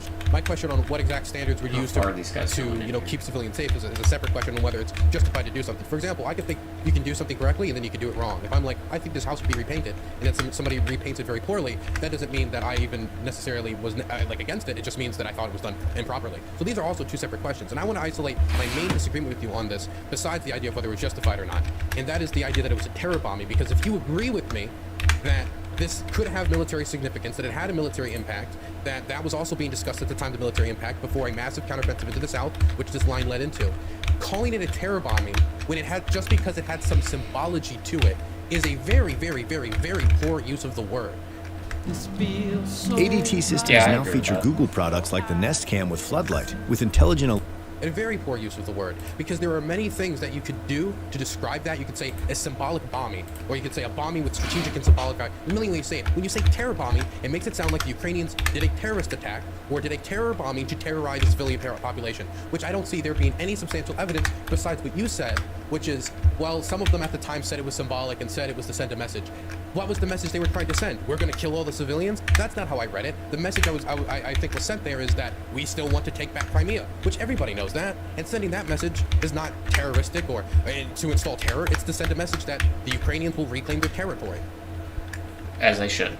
The message that was conveyed explicitly. I mean, again, I'm trying to find in real time here some of the material from October, but I'm failing at multitasking at the moment, but I'll find it eventually. But what was said was that the message that they wanted to be delivered to people who use that bridge on a regular basis is that given the Russian war effort, they could no longer be complacent in their assumption that they were going to be immune to the fallout from the war, as exemplified by the fact that out of the blue can a bomb explode on the bridge that they traverse daily or weekly or whatever. And so forth. That should hammer home to them that there are consequences for what their government or what the government who claims jurisdiction over their authority in the case of Crimea is doing. And I found some messages so when you from say them people at the might time. people might think when you say that like people might have a negative reaction to the use of the term terror bomb, well, yeah, I mean that's probable. But I used it in the same sense that U.S. military. Well, people, no, it's not. That's not true. Use it as It's not related true. to No, Allied I'm strategic not. bombing I'm not and saying World that War people are just going to have a negative reaction to it. I think people are going to be misled by it. People are going to think, oh, Ukraine just basically did what Al Qaeda does in order to kill a bunch of civilians. When that was not the clear intent shown by the government. It had military purpose to it. Under international law, the targeting of the bridge is definitely they consider a valid military target, which is not something I think that a lot of terror groups consider. But I found some of these messages you were talking about. Can I read a few of them? This is from Ukraine. This is from Mikhailo Podolyak. He's an advisor to Zelensky. He said, "This is the beginning. Crimea, a bridge, the beginning. Everything illegal must be destroyed. Everything stolen must be returned. Everything occupied by Russia must be expelled." Another message. This is from the Ukrainian Ministry of Defense. This is them comparing it to the Moskva sinking. The guided missile crews of Moskva and the Kerch Bridge, two notorious symbols of Russian power in Ukrainian Crimea, have gone down. What's next in line, Ruskies? And then like everything else is something along this message. They also released a postage stamp which showed like a chain that was. Did Curly eat all his food? Yeah. You gave him 3 scoops? Mm-hmm. And he ate it all? Wow. You're a good boy. You're not. Come on, Jack. Now, only the dog. Go here. Go to Daddy. Come on. Wow, she's being annoying. I'll get her. Tying to Russia being destroyed. So everything that it says here to me is not we're here to kill the civilians, it's we're here to expel the occupying army. And sending that message symbolically, I mean every rebel movement in the world, any movement trying to push out an occupying army would send that message, and I certainly wouldn't call that a terror bombing. That's not the symbol, that's not the messaging that's being sent there. Well, no, I mean, I don't think a terror bombing necessarily has to send a message that we, the perpetrators of this attack, intend to incinerate every civilian. It's just that you can't be, as a civilian or anybody on this territory, assured of your safety any longer because the war has come to you. That's not what they said through this message. Where did they say that? Anything even remotely close to that? Like the only example I can think of that is when the Ukrainian government says in Kherson before the counteroffensive, gather water, gather food, gather supplies, a counteroffensive is coming, we want you to stay safe. Which, I mean, that's truly telling them they're, like, the war is coming to you, but I think we both agree is a moral thing to do before starting a counteroffensive. But even what they say, even when the Ministry of Defense says, 2 notorious symbols of Russian power, by the way, what is this fetish about not capitalizing the letter R in Russian, or Russia? It's sort of, whatever. Probably an insult. Yeah, that's what I inferred, but anyway. Fetish? Over here. I will tell you. Yeah, but so that needs to be conveyed through capitalization. A lot of I've seen hatred of Russia conveyed so much. Can you be more of a pussy? Holy crap! Like actually getting offended or indignant about not having a capital letter and when addressed. Anyways, I've met people that before the war they only spoke Russian and now they force themselves to speak Ukrainian as a political statement. They see it as like throwing off the shackles of like colonialism. Like there's so many different ways that they respond. For example, the government is considering renaming Russia. This is from a petition that was introduced to them. Renaming Russia in Ukrainian foreign policy, Muscovy, as in reference to the Muscovy population. Yeah, I think. But even going based on, I'd like to have this be like. The Kerch Bridge is referred to as a, quote, notorious symbol of Russian power in Ukrainian Crimea. Nothing about its military significance is mentioned there. Of course, you wouldn't expect the entire rationale to necessarily be contained in one tweet, but they're choosing to emphasize the symbolic impact of this particular bridge. So the incineration of the civilians on the bridge, they regard as having been justified because, at least in part, this symbolic blow was inflicted on the prestige of Russia. If that's the logic, the idea is like if there's symbology being communicated here, maybe we then therefore it is a terror bombing if you do an attack of some sort that has symbology or that's a major purpose. Then do you think that if there was like, I don't know, let's say you were a partisan in Ukraine and you decided to get up, you spray painted over some Russian graffiti that was like, we live here forever, and they're like, fuck you, would that be like a terror like attack? Turning decades of information into a source of future inspiration. That's what really matters. Would that be a terror attack because that's meant to terrify the government of the partisan president? Like, I feel like this is like we're reaching to such an extent here when we're saying them merely acknowledging the symbolic nature of the explosion. Not acknowledging. Even if that was a mentioning it as part of their rationale for the attack. Well, number one, they didn't. I mean, how about, wait. Number one, they didn't. They're not saying. No, wait. They did not. Happy birthday, Mr. They did not. They did not. Wait.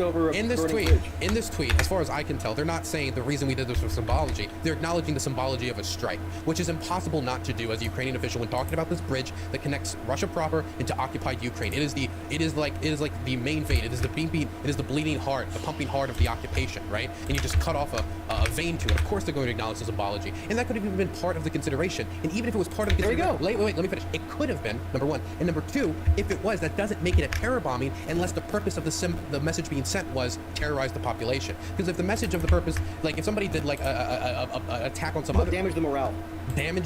I mean, like, you could say every military attack could have that purpose. Like you injure somebody that has the purpose of damaging the morale. But like I think taking if the purpose is to damage the morale and lower the standard of the population through worsening their standards of living, I disagree with that. Whether if, like, for example, somebody was to, like, here's a question: if that is a terror bombing, try to aim at somebody's morale. So literally everything in war is a terror bombing, or I mean, like, honestly, like, if we're going by a colloquial sense of the word, yeah, I mean, like, it's designed to inflict fear or blow the morale upon either the citizens of a nation or the what do you call it? The combatants of that nation. Yeah, I mean, like, it's pretty apparent to me, at least, that that's the case. Actually, maybe I should make this well, whatever. Is it necessarily a terror attack if we were to do propaganda leaflets dropping them over Crimea? Is that a terror attack? Because that could... the physical. I mean, you're stretching this to examples or counterexamples that entail no physical violence. Well, I'm trying. Physical violence is a necessary component of the concept I'm referring to. Well, I just feel like we're stretching so far. I'm trying to balance this in my mind. If I don't think it's that far of a stretch. If there's a truck bombing on a civilian motorway that incinerates civilians, I mean, I think you're overstating how much of a stretch that is. Okay. If the idea is, if this was in part done to have a moral impact, then it's a terror bombing. You could. Using that analysis, and incinerate civilians along the way. Well, as far as I'm aware, the purpose of the strike was not to kill civilians, unless civilians were killed, right? Well, yes, so that happens in a lot of military strikes. It doesn't mean the purpose of the strike was to kill civilians. I don't defend. For example, I don't go out of my way to justify pretty much any military action. Okay, well, I've noticed. And so that's definitely not true. Sound rationale for it. Yeah, you don't justify any military action ever. So you think so your contention is that the incineration of those 3, or maybe I think it was 4 actually, civilians on the bridge, that was justified. I'm not saying that killing civilians was justified. I'm saying a terror attack is not when civilians die in an attack. A terror attack is when you try to either A, do something to terrorize civilians, making them think, oh, they're going to come kill me if I don't obey, or you're going out purposely trying to kill civilians. Neither of those was the goal of this strike, from all the evidence available publicly at the moment. There have been many times in history where it has not been the purpose to kill civilians, but you end up killing civilians. That doesn't make it a terror attack. It can make it immoral, but it doesn't make it a terror attack. The Allied bombings of civilian... Oh my god! It's always... Dude, anytime he's backed up on this point, he always comes back to, in World War II, the Allies bombed Dresden. Like, dude, it's every time. Always falling back. I think this is like the 3rd time he's done it, this combo itself. Were terror attacks, even if the pilot who physically dropped the bomb didn't have the conscious intent this is not comparable. This isn't comparable. No, but wait. The intent doesn't necessarily dictate what you could reasonably describe the attack as. You would need to show me. Sorry, my mic. You would need to show me. Yeah, you would need to show me that the Ukrainian command made the decision, like, when we kill the civilians on the bridge, it's going to make the occupied peoples. No, irrelevant. Well, yeah, well, no. What's relevant? If you want to talk about international law, here's what we're doing more relevant in terms of international law. If a target was bombed with reasonable foreknowledge that civilians could or would be even likely to be present in the vicinity and therefore subject to injury or death, that would be the more pertinent standard if we want to invoke international law. And given that it was a civilian motorway, then of course that reasonable foreknowledge... Well, it was a civilian motorway that was mainly utilized by the Russian army to transport logistics for the war effort. Was almost certainly high. Then that would mean basically every bombing on any bridge or any roadway would be a terror attack, because most of the bridges and roadways in Ukraine are civilian, meaning every bombing attack on every single location in Ukraine ends up being a civilian attack, ends up being a terror attack, because everything is being used by civilian infrastructure. Just the military's taking over that infrastructure, like as is the case when it comes to the Kerch Bridge explosion.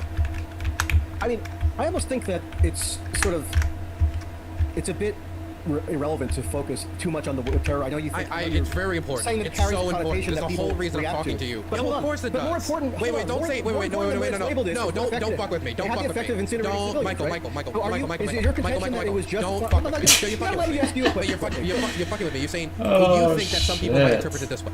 No, everybody interprets it as Ukraine did a terrorist attack. That's how, when people read your message, that's how they interpret it. That's how everyone interprets it. When you say terror bombing, that's what they interpret. They don't interpret a bombing that had military significance, but also had some symbolic significance, and therefore, that's not what people think of when they hear that. Well, if they've studied World War II, oh my God! The strategic bombing in undertook. It's the same argument. That term entails. I mean, that was the president that I was thinking of when I formulated the. When everyone reads your messages, Michael, we all interpreted it as you decrying the attack as a terror bombing. Well, in World War II, like it's like the same thing every time. Term that way. But let me just ask you. Let me ask you. Terror bombing aside, I'll even be willing to concede that there might be more precise ways to label the exact nature of that attack. I'm not that wedded to the terminology. He really seems like he the is. Actual attack. Like, what are the ramifications of it? Who's responsible for it? How does it relate to the U.S. policy role in Ukraine? I mean, that's why I was the U.S. policy? Why is that relevant? Attention to this in the first place, because the United States, in effect, is subsidizing the ability of Ukraine to carry out attacks such as that. So you say that the attack. Well, not only the United States. I believe other Western nations have also committed to sending resources to Ukraine to fight against the Russian invasion. Was valid. And your certainty in the validity of the attack is not affected or undermined at all by the fact that the 4 civilians were incinerated, right? So the incineration of the 4 civilians was acceptable in your mind? Hey, keep in mind, this guy's such a fucking asshole. I hate him so much. Keep in mind, anytime he mentions, like, incinerate, he's purposely using that language to be as inflammatory as possible to make Dylan seem as though he's okay with civilians being killed. It's very, you get into really risky territory when you start trying to calculate like how many civilian deaths are acceptable in order to commit like an attack. For example, if we have Adolf Hitler in a room and some like perfectly innocent 20-year-old German male boy, and I could blow up the room and avoid the Second World War, everybody would say yes, do it. I think you would say it. I would say it. I think everybody would probably. Let's say focus yes. on this particular. Well, I just want to get an acknowledgement of that first. That you would agree with me in that instance. That there are some scenarios where a certain amount of civilian casualties are just going to be unavoidable to some degree, right? It's unfortunate, but right? That's the case. In these cockamamie hypotheticals, possibly. I'm talking about the real world. Well, there's many different scenarios where, like, for example, in the real world, there have been many times where, like, terror leaders or others are, like, in an area and they could be killed, but there's civilians in the area, and the calculus needs to be made. Do we kill this person who's planning a terror attack that can kill 100 more, or do we not pull the trigger, let him go, let the other people go, but then have a terror attack happen and lose 100 people? When does that happen? Yeah, I mean, give me an example. Osama bin Laden's an example. We had to make that calculation multiple times. But we eventually went with the raid, and we decided that this was the safest option to save the most civilians. It was considered just literally just obliterating the house and everyone in it, because it would have been the safest bet to probably kill him, but then you would still need to land and get the body and confirm that. But these types of considerations go on in, like definitely in, like, what's that room? What's the room where they riddled bullets into the bodies of the civilians who happened to be in the structure there. So they again, this because this guy's an absolute, like, partisan hack who doesn't care about anything in the conversation outside of painting Dylan as somebody who is in favor of civilian casualties. He will use the most inflammatory language possible, like how he just did there with, like, well, bullets riddled the bodies of the citizens and the child, and it inflicted their brain and destroyed their cranium. Like, he'll use the most inflammatory language to try and make it seem as though Dylan is in favor of that. Yeah. It could kill a guy on dialysis who was sort of a non-entity in terms of operational involvement in the actual terrorist capabilities. Are you against the Osama bin Laden raid? I'm not. It's not something that I would go out of my way to justify as being morally righteous. I will say that I believe killing Osama bin Laden was. It's amazing to me the amount of, like, lack of like how he doesn't understand nuance, I guess, because, like, obviously the deaths of citizens is terrible. Sometimes, unfortunately, it is a byproduct of, like, you know, trying to kill, like, Osama bin Laden, who probably would have killed more people had he stayed alive, or at least inflicted more misery upon humans. So it's unfortunate that is, like, he just doesn't reconcile the nuance. He thinks that full stop any civilian casualty is a non-starter, and therefore we should continue. Like, yeah, I don't know. It's just like there's a lot of nuance to this. It's not as simple as like he's making it out to be. It's morally justified. I will make that commitment. I mean, I'm not in the habit, maybe unlike you or others, of justifying the incineration of civilians. Or Oh my! I hate him. Oh my god! I literally hate him so much. It's insane how much I hate this guy. He will use the word incinerate like in every breath. If it's really obnoxious. It's not even done like in an honest effort or in an earnest effort to be like he doesn't actually care about the arguments. He just cares about virtue signaling. Or the pummeling with bullets of... Pummeling of bullets? But the thing is, Michael, I don't think there's any war ever you would ever justify. And so I feel like there's like, these are, for example, these are difficult questions. The idea of like taking out a terrorist to decide if you take out... And I'm well, aside from Osama bin Laden or like the theoretical Hitler example, well, do you not think the incineration of the 4 people on the bridge was justified? So the 4 people who are deceased, you're thinking them deceased compels you not to doesn't compel you to cast judgment in any kind of negative way. This doesn't look good, but I'm have to keep it's one of those scenarios, and I'm going to do the thing that you did when it came to Bucha, where it's going to depend upon the amount of information. Wait, what did I do? Honey, you were like talking about how like Bucha might have not been real, that you don't know for sure. I never said no. Wait.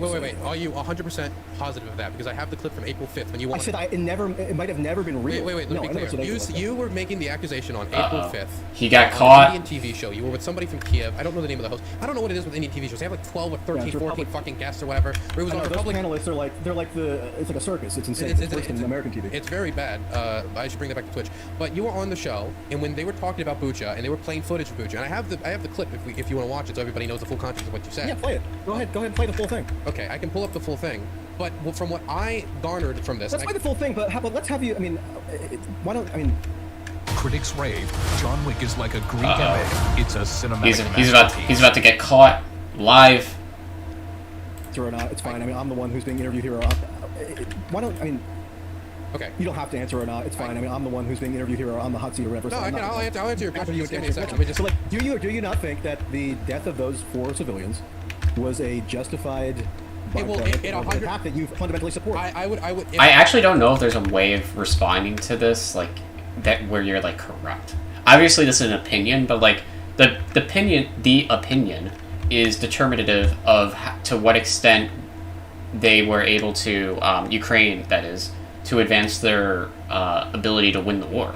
That's actually a really difficult thing to measure, because like how do we actually measure that exactly? Like, you know, like, oh, how many like, you know, pieces of equipment could have otherwise had been transferred over that bridge? Like, I don't know. It's, and then relating that to the overall, like, you know, ability to win the war. It's kind of a difficult question to answer, honestly. If I knew that 4 civilians would have died, I would have averted the operation. The question would be, did they know that those civilians were going to die, and what information did they have going into the attack? Well, that's true, too. Those are the type of determinations that's the information I would need to know to make the full determination. But if I knew they would die in advance, I would wait till another day to do that type of a strike, if there's another opening available. But it could be a situation where this was the one opening, like, you know, we're here, if we turn around now, the Russians are going to know. That's another good point here, because we don't actually know we don't know all the logistics to this. You know, we don't really know, at least. So yeah, I mean, it's kind of a difficult thing to measure. And I am just going to tease on this. Except for that. Oh, damn! What the hell happened there? Yada yada yada. And so this is the access to the information I would need to make a determination. Wait, I gave you an answer. I gave you the answer. That's not an answer. The attack has been done. You know what the consequences were. 4 civilians were incinerated. It's then for you to make a determination as to whether you're going to proactively declare that to be justified or not. Okay, so I don't have all the access to all the information because I wasn't in the command room. I don't know. But all the information we need is that 4 civilians were incinerated. That's not. What more information do you need? No. Wait, that's definitely not true. How do you know that? Okay, yeah, 4 civilians were incinerated. How do you know that had the bridge was not, how do we know, like, how does he know that, if the bridge was not destroyed, that the equipment and such that would have otherwise been transported over the bridge would have resulted in more deaths, at the hands of Russians? We don't know that. not at all true, if that's all, it is. Wait, okay. So let me ask you a question. Let's say I make the determination that I should drive down a street, right? And that it's perfectly moral and it's a good thing to do. But then 5 children jump out in front of my car and I run them all over and I'm like, fuck, I just killed 5 kids. Now we're gonna say, obviously, Dylan driving down that street that day was immoral. It was wrong. No, it was not immoral or wrong to me. And if somebody didn't know about that information, they wouldn't be able to make the full moral justification. I don't have the access to the information of the command room of how the operation went down. And wait, let me finish. I'm trying to give you a nuanced answer, and I feel like you're throwing it off purposely, right? And I allow you a lot of verbose nuance. All right, sorry, go ahead. Okay. Now, I'm saying if I knew in advance that those 4 civilians were going to die, I probably would have called it off, because I'm just a pussy, right? I would have called it off, and I would have tried to find another moment. I don't know if they had that information, if they knew that those civilians were going to get killed in the explosion, I don't like that this or is so what calculations they made for the accumulation of collateral damage in this type of strike. I don't know. But knowing what I do know, if I knew 4 civilians would have died, I would have avoided striking that day and would have tried to strike another day. Either way, I don't think it was a terror bombing, and either way, I do think they should have struck that bridge. Okay. So whatever you may have done if you hypothetically were in the command center on the day that they decided to launch the attack, set that aside. You're an observer. You're somebody looking from afar. You're not operating. This whole, by the way, a majority of this conversation, I kind of just picked up on this now, has been basically Michael trying to get do a gotcha with Dylan. That, like, oh, you're okay with civilians being incinerated and having bullets strung through their brain. Like, he's basically trying to get him or pin him on that kind of soundbite. Racially involved. Should really tell you that he doesn't care about the conversation you are then that much. told what the ramifications were. One of the ramifications were that 4 people were incinerated. Now, you spent a whole lot of time saying that it was a legitimate military target, that it was valid to target because it somehow garnered a military advantage for Ukraine. Yeah, exactly. So you think it was... Wait, somehow? It absolutely did achieve that. What is he talking about? You were giving all kinds of reasons why the attack was justified. So I asked you to kind of clarify the issue.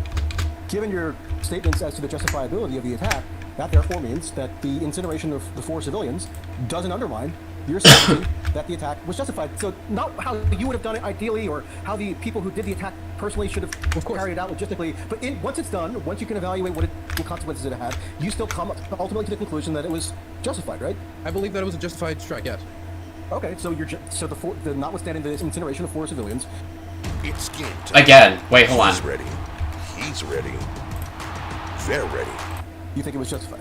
Okay, that right there is basically why this conversation is being conducted. Like, that should be enough reason there for Dylan to reasonably conclude that he is not operating in any good faith whatsoever.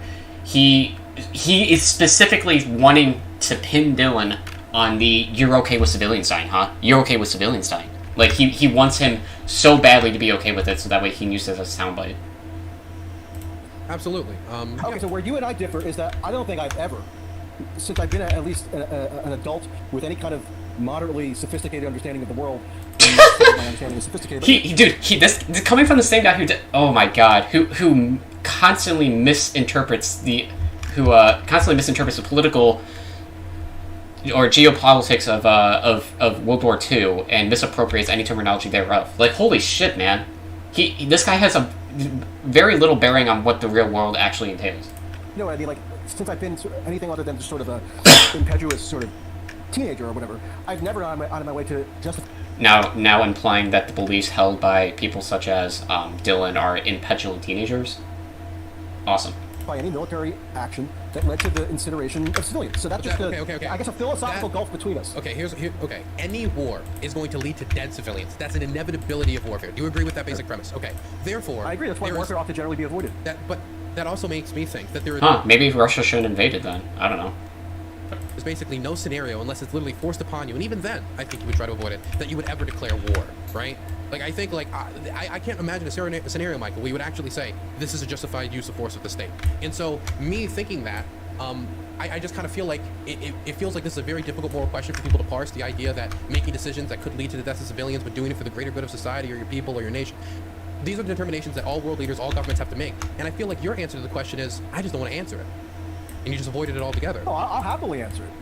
I mean, if a scenario is put to me, or if a proposal is put to me as to whether I think it would be justified to declare war, and I know should I with put total certainty that's going to result in the mass destruction of civilians. I should put And I can housing evaluate on that on this. its own Okay. terms. And Well- you're probably right to say that more likely than not, I'm going to say no, because I think warfare is one of the craziest Yeah, things. but that you go further than man basically and everyone kind on is capable this. of. You go further than basically everybody except for like ANCAPs and pacifists do. I even asked Larry Sharp. How so? Larry Sharp was the Libertarian governor candidate for New York. I asked him on the show, and it took me like an hour and a half, but eventually I got him to agree. Yeah, I would have intervened in World War II. But when I ask you about questions like that, right? What's your answer for that? Do you think America should have joined the war?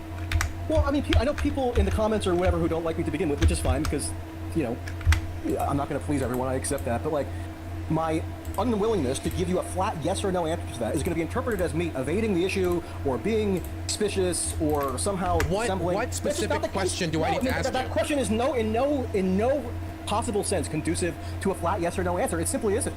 So Wait, it absolutely is, actually. World War II, getting involved in World War II from the United States perspective was absolutely morally justifiable. 100%. And we should have joined the war probably earlier. can't just say yes or no. I would have intervened because what's... Wait, you would not have intervened? Wait, hold on. Michael, you wouldn't have intervened to stop the Nazis from mass exterminating Jews? You don't know if you would have done that? What the fuck is wrong with you? Under what philosophy, political and moral philosophy, have you subscribed to somehow, some way not see an issue with the Nazis killing Jewish people? What? You see how I can wildly ignore nuance like you do, Michael? And how that can play a role in like your slimy behavior? Point in time are you even talking about? What led up to it? Okay, let me ask. You gotta be more specific. Okay, I'll be more specific then. Do you think we should have sent the Soviet Union and the United Kingdoms the weapons we were before we entered World War II? Because people think American military involvement started with Pearl Harbor. That's not necessarily true. We were sending military aid to the UK and the Soviet Union. I think it was the correct thing to do because Hitler was a threat to the world. He was destabilizing Europe. He was killing millions of people, mass sponsors. I think it was good to send weapons to the Soviet Union and the UK, just like I think it's good to send weapons to Zelensky, even though and the Ukrainian government, even though obviously Hitler and Putin are the same person, but the same principle applies for me. So, would you have sent those weapons? Uh-oh. Well, oh no. First of all, it wasn't just that the U.S. had engaged in the war by sending weapons via Lend-Lease or what have you. There was also undeclared quote-unquote naval warfare with Germany in the I knew he was gonna bring this up. Oh fuck, man. North Sea that Roosevelt had already secretly ordered by August. Yeah, that was a good thing. Before Pearl Harbor, but yeah, to your question, would I or would I have not sent those weapons to the UK and the Soviet Union? How long? Wait, he asked him a very simple question, mind you, and it's literally taking him like 20 years of priming and poisoning the well to somehow answer, and he hasn't even answered it yet. Yeah. Well, here's a reason why I sort of bristle at the idea of. Oh, he's not answering. Oh my god. It's like the simplest fucking question. Holy shit! It's like, do you think it was good to send aid to defeat the Nazis? Well, here's why it makes me uncomfortable answering that question. Like, holy shit! Offering a kind of flat yes or no moral endorsement to like a historically contingent hypothetical like that, because I mean, if I could point to a universe where Lend-Lease wasn't given, and then so World War II, as we understand it today, which is a global conflagration with tens and tens of millions of deaths. Dude, it's literally taking him like an infinity amount of time to somehow like he has to prime this so hard just to like weasel out of answering the question, and even then I don't even think he's going to answer it. To its name, never happened. Then I would have a stand-in to say, oh, obviously I was right that Lend-Lease shouldn't have been delivered to those countries because they averted the war. I mean, this is such a simple fucking question. Okay, I think extreme caution ought to be exercised when a decision is on the menu as to whether to exacerbate or intensify warfare versus not doing so, because the nature... Which was considered during World War II, and people decided, hey, you know what, it's probably good if we stop the Nazis from mass exterminating Jewish people as well as like other minority groups. The nature of war is that once it's ongoing and once it's then fueled even further, it then gathers momentum and explodes, and that explosion ultimately could cause more deaths than maybe... And again, this was accommodated for in the decision-making process. Like, I don't understand, why is he assuming that that wasn't considered? Like, yeah, if we would not have gotten involved in the war, then in all likelihood, the World War II would have lasted even longer, and probably more deaths would have occurred. maybe the person who made that initial decision would have been mindful of. Okay, so no, I mean, I can't tell you now that I would have been, as this hypothetical, retrospective sort of proposition, I can't tell you that I would have been willing to send Lend-Lease to the Allied, Oh wow. Okay, so there it is, boys. He's not in favor of sending. Even in retrospect, he is not in favor of the United States getting involved in World War II or what have you. Wow, this is incredible. Soviet Union and the UK. Because so you did actually answer my question, Michael, but not the main question of yes or no. That was not answered. My main point of asking this in the first place was to show that should I have a corridor? Can't really here? conjure up an idea in your mind where use of force can actually be used. I feel like I could throw you every scenario where the vast majority of people be like, of course we should have intervened, and you're the person who would never agree with it. And so having a discussion with you about the use of force. Majority of the public didn't want to intervene in World War II before Pearl Harbor. So it's not well, a fringe position. Yeah. Because America, the population at the time was more isolationist than it is now. Or than it was after the war, I guess. I'm giving you hindsight now, and with hindsight, basically everybody agrees with it now. For example, like we said earlier, we benefit from living in the 21st century, that we have this after knowledge, we can see how things lay out. That's true, we did say that, actually. We can, make, if anything, you have more decision-making capability to enter the war than other people at the time did. Oh, because damn, you can see what happened, you have full knowledge of everything. What happened was the most destructive conflagration in human history, so that doesn't automatically lead me to endorse whatever steps might have led up. Wait, hold on. And if we didn't get involved, then that major conflict, or that, the degree to which there were civilian deaths would have been even further exacerbated. This is an objective fact. There's absolutely no way that the absence of the United States presence within the war would have resulted in less deaths. There's no way I believe that. Look, creating that situation. Of course, you wouldn't have declared war on Hitler. I understand, right? Sure. We have declared war on Hitler. I mean, that's not really the point. The point is, would I have aggressively endorsed what's my question? So it is the inflammation of warfare ahead of 1941. I'm not sure that's... What is he Dude, I wouldn't have declared... I'm not saying that... I'm not talking about declaring war on Hitler. I'm just saying that we shouldn't have got involved in the war against Hitler. What? I feel like I can't give you I can't give you a specific enough question where you'll give me a yes or no answer on whether to go to war. And I feel like I could do this with basically anybody else. Like for example, do you believe that if you had all the information you have now, that you would have declared war on Hitler at any point in time during the build-up to war that you saw historically? Is there any moment that you would have been like, yep, I should declare war on Hitler? Any moment in the history and everything you know about World War II? Any moment you would have been like, yes, that's a moment. I would have declared war. What would that moment have been? Any idea? And then we can move on from this because we only have like 9 minutes left. That's an interesting question. I don't buy the premise that declaring war on Hitler at some earlier juncture would have necessarily prevented rather than contributed to the subsequent explosion of death and destruction. Dude, if you actually don't know, like if you don't believe that, then you're a major dumb fuck. If you honestly believe that if America never got involved, that it would have resulted in, like, if you don't know to the extent of the human misery and suffering and death that would have resulted if the United States did not get involved in World War II, then I honestly, there is something wrong with you. Read Howard's Zinn. This is not somebody who's World War II was inevitable. I think it was inevitable when Hitler was in power. I think it was his goal. He was going on the hyper train. It's 1938. There's no way you're stopping Hitler from invading other countries unless you're ordering the assassination of Hitler or something. Which I don't know if you would approve. Would you approve assassinating Hitler?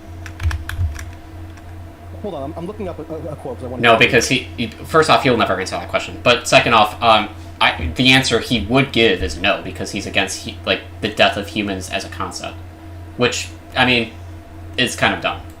Okay.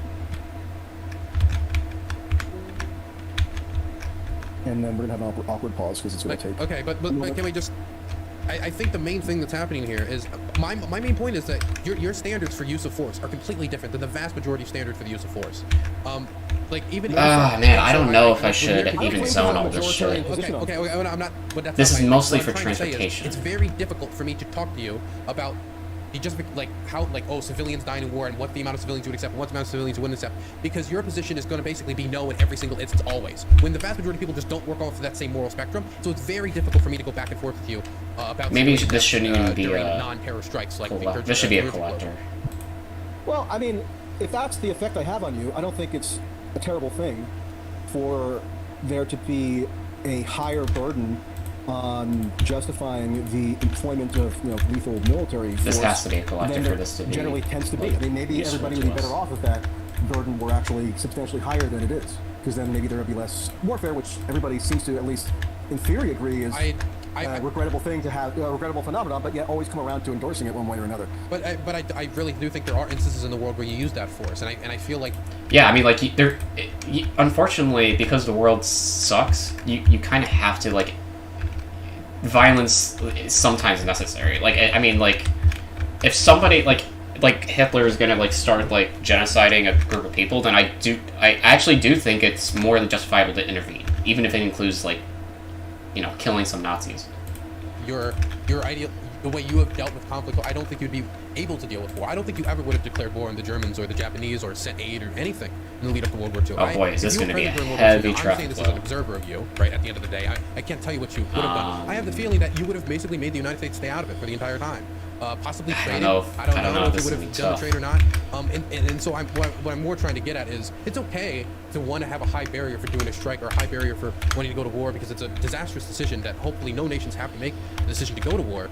But it feels like you have just made the decision that, like, anytime going to war seems to just be I shouldn't make this less always bad, so desirable. we're just always going to not do it, even though multiple times in history going to war was necessary. I don't know. I think World War II was pretty bad when you think about it in aggregate. So this idea that Yeah, you're the one who is justifying not going back.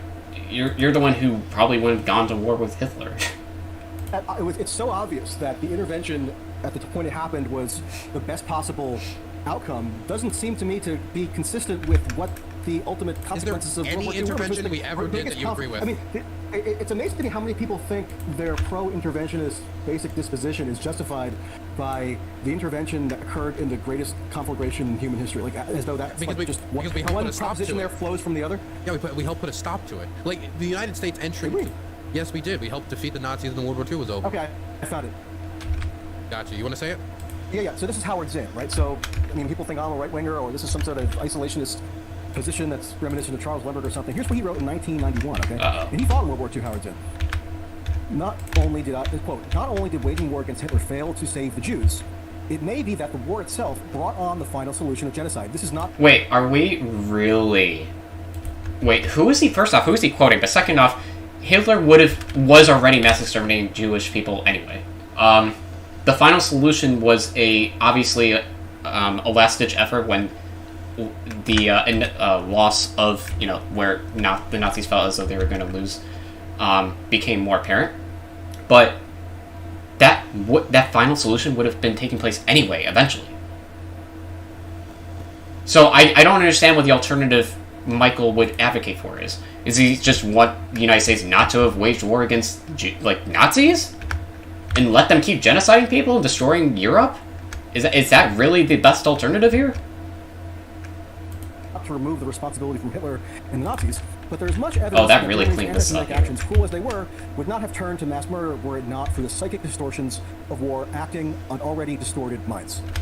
What? Okay, so I mean, if you think there's any plausibility at all to that prognosis of Howard Zinn, then I think this idea that why should I care about what this guy black said? and white, either. snap of the finger judgment that should be self-evident to anybody who's familiar with what happened in World War II, that the intervention was, quote, good, and anybody who's not insane ought to be endorsing it retrospectively. I don't know, I can't agree with you that things are so simple. We joined the war in 1941. The war had already been going on for 2 years by the time we entered it, 3 or 4 if you are talking about the start of the war in Asia, right? So I don't understand how us entering or not entering the war could have prevented or stopped the Jews from being killed unless we entered the war and toppled Hitler before. But us entering the war or not entering the war, by the time it started, like we couldn't have had an impact to stop Hitler once he was in power, because Hitler's goal was to reclaim vast swaths of territory and engage in Lebensraum, which he was hell set on. Every single time they conceded to him and gave him more stuff, he kept going. As long as Hitler was in power, war in Europe was basically inevitable unless he was removed from power before he could launch said war. And so I don't think that America's entry into the war, yes, whether in favor or against entering the war, would have had an impact on the Jews being killed or not. So the only thing that could have an impact then was the liberation of the still surviving Jews, which we helped do. I mean, I don't think that's really supported by the historical record at all. There was no systematic. Oh my god! Wait, is he about to say there's no systematic killing of Jewish people prior to our entry?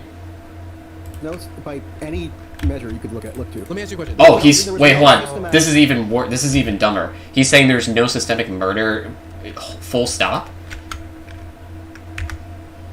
He's actually he's actually dumb. If he believes that.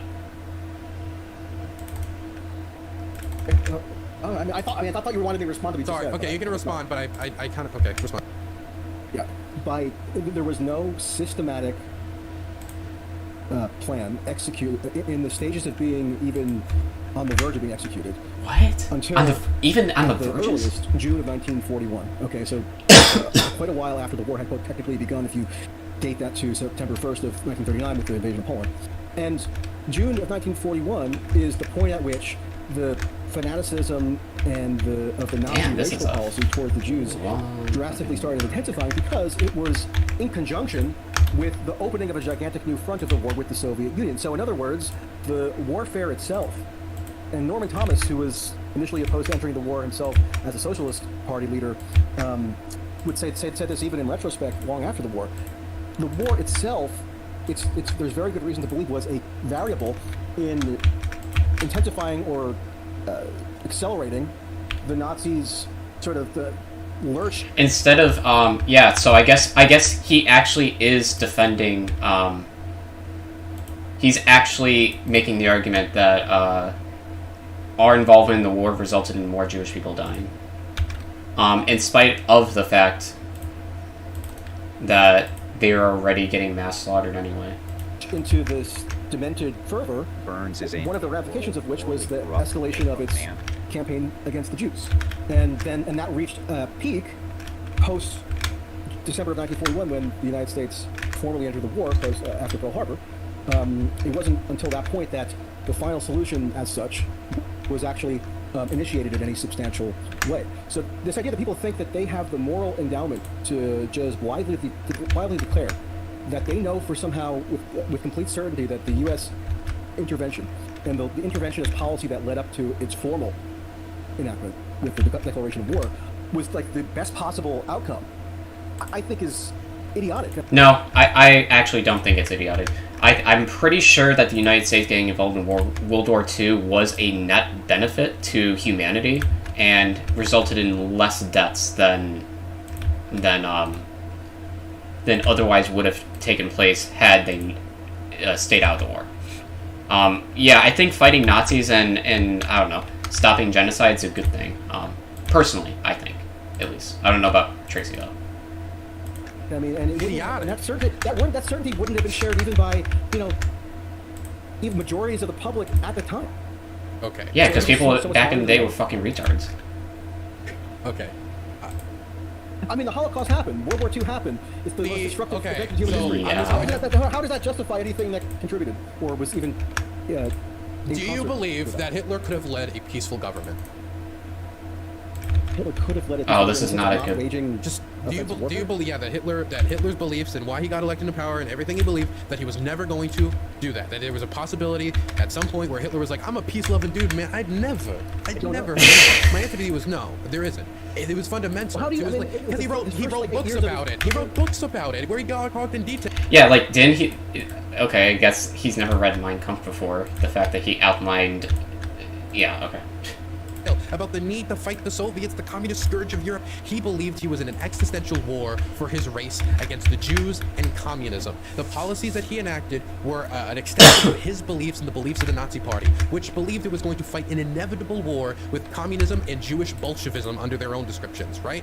And it engaged in that war, and it pursued that war for years in building up its military, increasing military drills, increasing the amount of defense spending in their economy, trying to consolidate power around the defense industry, and the slow buildup of the SS into a military fighting force before it eventually started taking pieces of territory, like trying to take the Sudetenland, trying to take Czechoslovakia, its claims on Danzig and Alsace-Lorraine. He kept pushing and asking for more. He thought he was going to go to war in 1938 because his demands were so crazy, but they just kept giving him shit, and the war kept getting pushed back. He believed war with the Soviets and the rest of Europe was inevitable. He just wanted to make sure Germany came out on top. With that in my mind, war was inevitable, and his war with the Soviet Union, which is when the Holocaust really picked up, even though they already started detaining Jews and they already committed tons of war crimes and engaged in cleansings, quote unquote.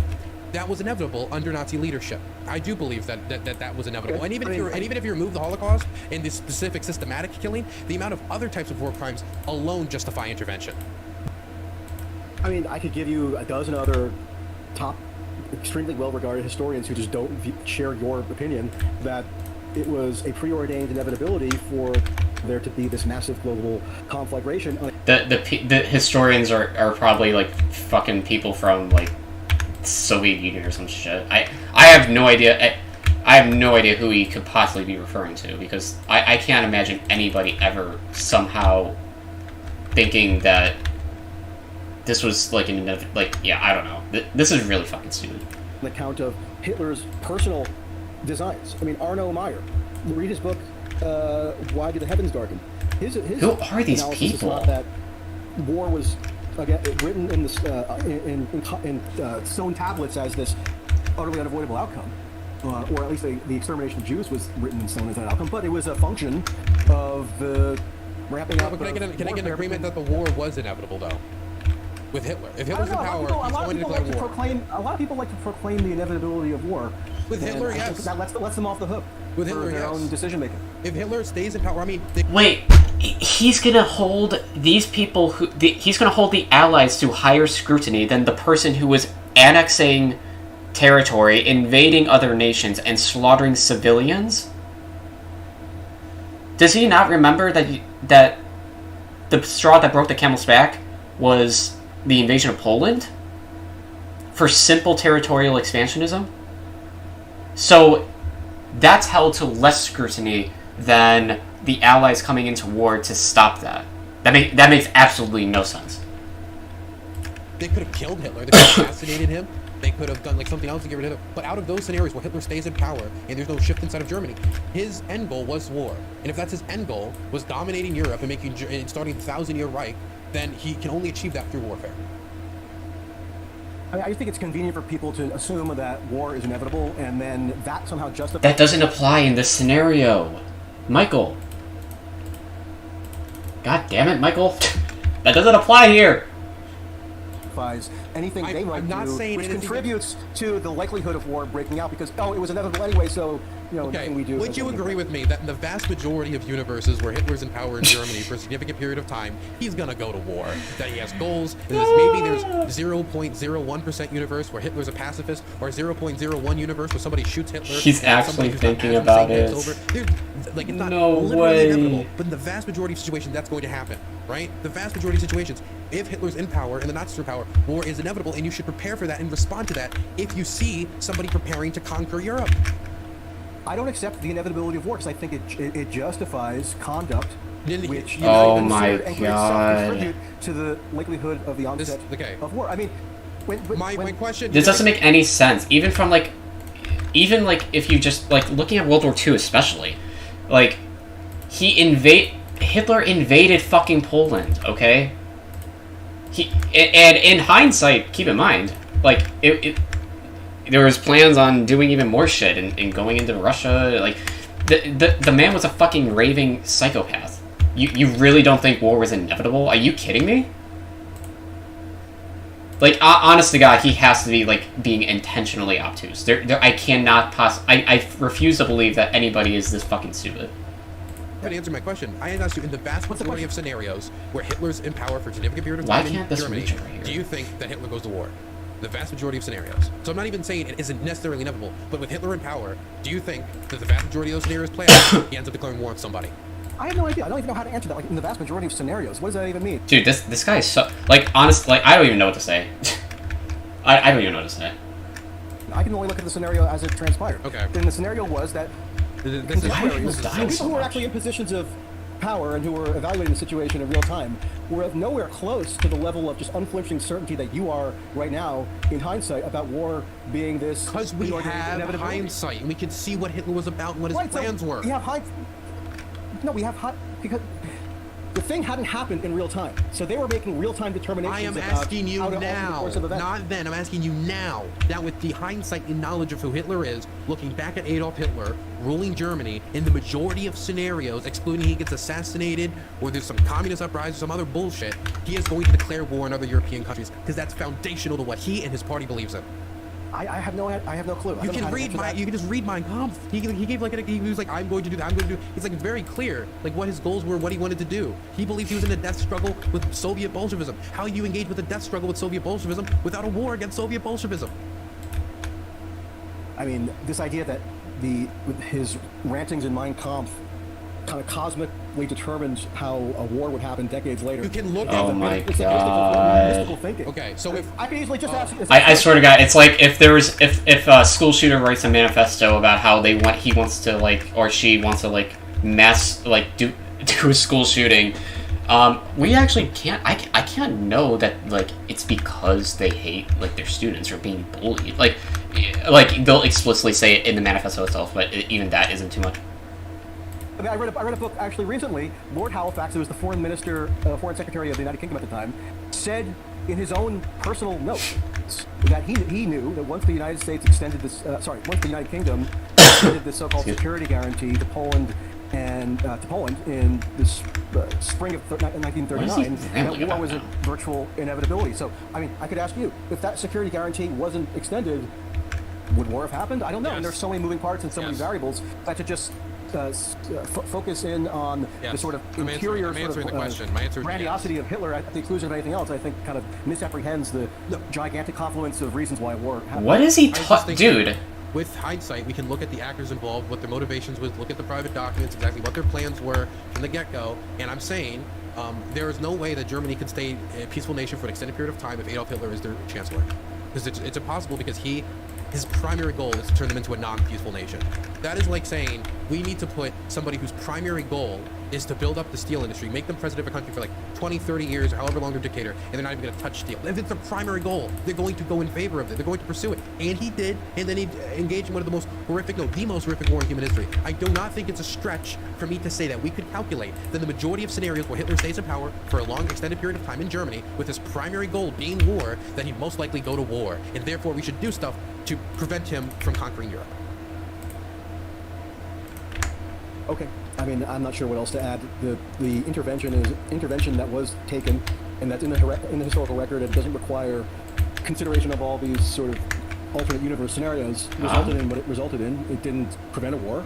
It was one of many factors that led to the greatest conflagration in human history, and the eagerness of people to endorse as so morally obvious that any of the components of that conflagration, are like it should be straightforwardly seen as the ideal course of action, I think just doesn't pass scrutiny with me. Okay, I do also want to just clarify that the. I mean, do you want to touch on something?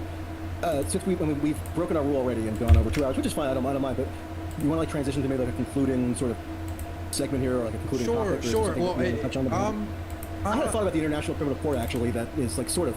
We can talk about it, but I know I brought up a thing about Bucha, and I wanted. Do you still want to talk about that, or we can just move on? Yeah. Well, do you have the clip of me? Yeah, I have the 50-minute video. I can try to pull up the exact moment. I have a shorter clip, but it's not like the entirety of you talking, because you talked for like 4 minutes. Do you want me to just play the shorter? I didn't talk for 4 minutes. I mean, I'd be amazed if I got. You went back and forth with somebody, so it's like it's like a 4 minute in entirety. So we can play the 4-minute clip if you want. Or I can just. I mean, I can tell. It's up to you. But yeah, I can tell you for sure. I didn't say. Well. It didn't happen. Wait. Let me be clear. What I was trying to get across is I said that the indication I got from you in that video is that you didn't know if it was real or not, and because you saw that all the information that was given at that point seemed to be from the Ukrainian government, and that MSNBC and these other news outlets should not be taking the Ukrainian government at its word when determining the veracity of these types of crimes. The latter part of how you described it there is perfect. It wasn't that I wasn't sure if it was real or not as the thing that I was emphasizing there. It was that the information on which this instant narrative about its significance was based was exclusively drawn from totally uncritical propagation of what I think anybody in just the most neutral, objective sense would have to acknowledge as war propaganda. Not even that it's bad propaganda per se, or disreputable for propaganda to be used as a tactic to influence the information sphere. But it was just more propaganda. It was coming straight from the Ukrainian Ministry of Defense and then passed on to like CBS News, who then just plastered the imagery on TV. I'm not sure exactly what they were. That was that. It was they were just acting as transmission devices for the Ukraine government. And so, yeah, I don't think that is sufficient in terms of presenting a fog of war scenario for popular consumption. I would make the claim that at the time we had enough evidence to reasonably conclude that the Russians did this. We had the Human Rights Watch report that was released on the 30th. We had the video that was released a day later. The first video to come out of it was, I think, 4 or 5 days before. Through the Ukrainian Ministry of Defense. From the Ukrainian Ministry of Defense, from the Ukrainian police as well, from also personal phones of people who were there as well. On top of that, we had satellite. The main footage that was coming out initially was through the Ukrainian Ministry of Defense. I'm sorry. No government in the world ought to be extended the benefit of the doubt, such that whatever they release into the public domain is taken as gospel. I don't care if it's Ukraine or Russia or the U.S. or anybody else. We're going to have to put There's this also line satellite temporarily. photos published not by the Ukrainian military on April 5th, before you went on that show. I just don't get it. Does he not like believe it? I didn't raise doubt that you quote Russia did this. I never questioned Russia being. You gotta let me responsible fucking out, dude.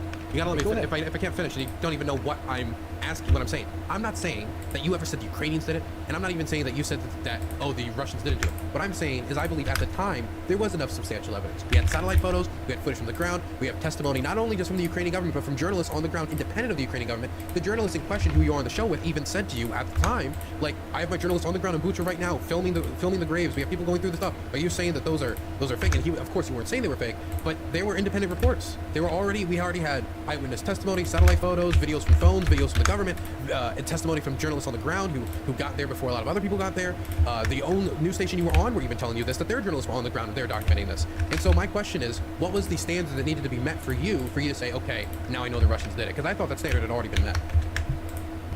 When you say the Russians did it, I'm not even sure exactly what you're referring to. Just committed the. That's not what I was even talking Purposely about. being obtuse. I was talking about how, if you want to talk about standards, the journalistic standard that was employed to present information coming out of that situation to the American public was simply by TV stations taking information that had been sent to them directly from Ukraine government officials, in particular the Ministry of Defense, and then just airing it on TV and using that as the sole basis for their characterization of the events. No, I don't think a standard. Can I ask the question again? But it was accurate in that respect. Okay, so let me ask the question again. So do you believe that the evidence that was there at the time was enough to prove, was substantial enough for us to basically say, within reason, that the Russians did this? Did what? Just killed? He's not going to answer. Oh my god, he actually won't answer it. I guarantee. There's no way he answers us. They committed. He's going to say, I don't know. What happened to Bucha? I mean, if you're talking about just through inference, would I find it plausible that Russian soldiers were responsible for civilian deaths left in their wake once they exit an area? Yeah, I would say that was plausible. But I'm not asking if I also am aware of what lots of people refer to as the fog of war, which is that you can't just rely on these sort of immediate accounts of things, and there has to be some impartial investigation and fact-finding before you draw conclusions. I mean, that's a pretty standard, at least journalistic standard. It should be a standard. So, hey, a missile struck this fucking residential building. Russia struck this residential building and destroyed it. Michael over here saying, well, before we jump to conclusions, we don't actually know what happened.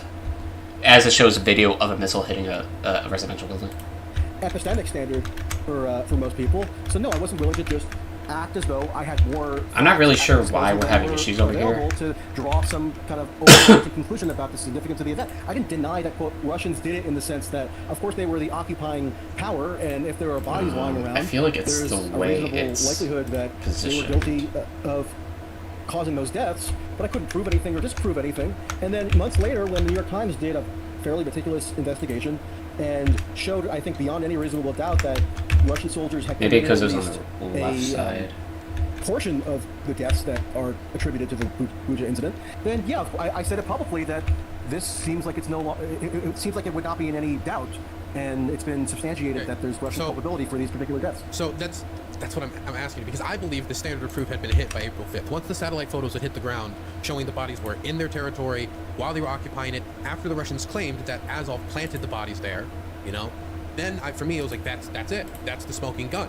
the satellite photos prove it. And then it went on to be one of the most well-documented war crimes in history. I'm writing a piece right now about Russian propaganda, and I break down how they responded to Bucha, and they didn't know how to respond, so they just put a watermark over it saying fake and claimed that the bodies were moving in the footage. And so what I'm asking you is, what is your standard of proof? Because there's going to be more war crimes like this in the future, and I just want to know what would be your personal standard of proof for a war crime like this, because I felt like the satellite photos, the testimony, the video from the ground, the photographs, I felt like at that point we had hit the standard of proof. Well, my assessment was never, oh, is this a false flag, or is it just a premeditated Russian massacre, or is it something in between?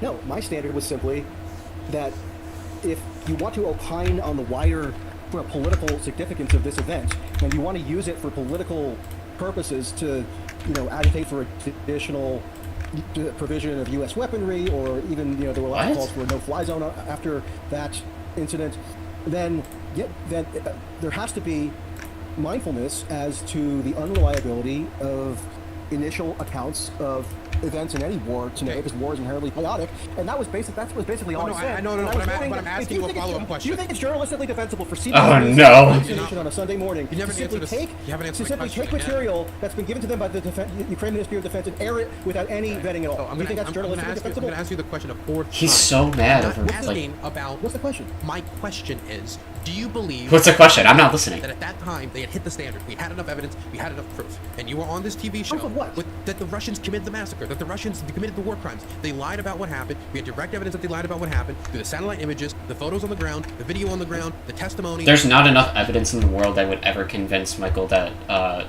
they did this. That nothing would substantiate that. The evidence that was shown clearly on April 5th. And so for me, I believe we had hit the standard of evidence. But you're on this show saying that you don't know for sure if they did it or not. And so what I'm asking... I don't think that's what I said at all. Okay, so you did... Okay, he verbatim said that, by the way. Michael, so you're saying that you did know that Ukrainians did it at that day?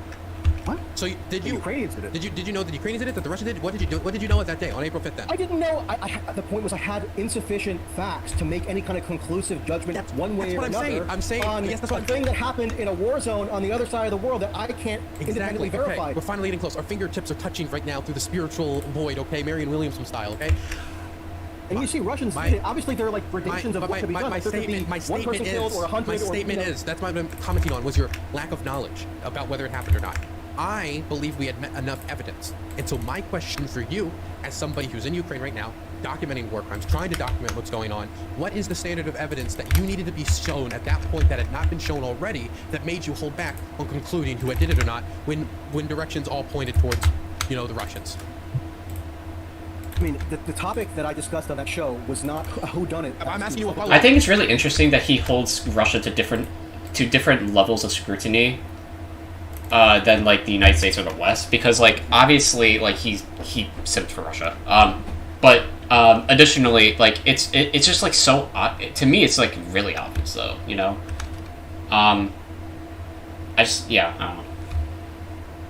I'm asking you a follow-up question right now. It's a follow-up question. That's important. That's important because you're making it seem like I need to atone for the misleading or inaccurate impression that I gave when I did that appearance. The whole point of my appearance was to talk about the lax journalistic standards that go into just simply transmitting on behalf of a warring foreign government whatever material they hand to you and want you to broadcast because it would benefit them in some way. That I don't think is a defensible. Which happens to overlap with the interest of the Kremlin. However the cookie crumbles in terms of culpability and whether that's established factually, which I think it is, at least in terms of what the New York Times showed in that video investigation, which to me met a very reasonable evidentiary threshold in proving that, at least in the case of, I think they showed that maybe it was 20, 30, something like that, civilian deaths, that the Russian soldiers who were on the scene committed those, carried out those actions which caused those deaths.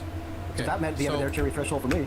So that's when the New York Times report came out, is when you were like, okay, now I know for sure. Because my question isn't asking you to atone for something. I do think that being on a station like that, say we don't know for sure at that point, I do think that was wrong, but I'm not saying that you need to atone for it. What I'm asking is, what would be your standard of evidence, right? Because I thought we already hit it personally. If I'm going out and I'm trying to document this stuff, I want to know what I have to show. Because if satellite photos and photos of it and video of it and all these and all the evidence that was presented at that point by April 5th, by the time you went on that show, was not enough, what more do I need to include to meet to the standards that eventually convinced you?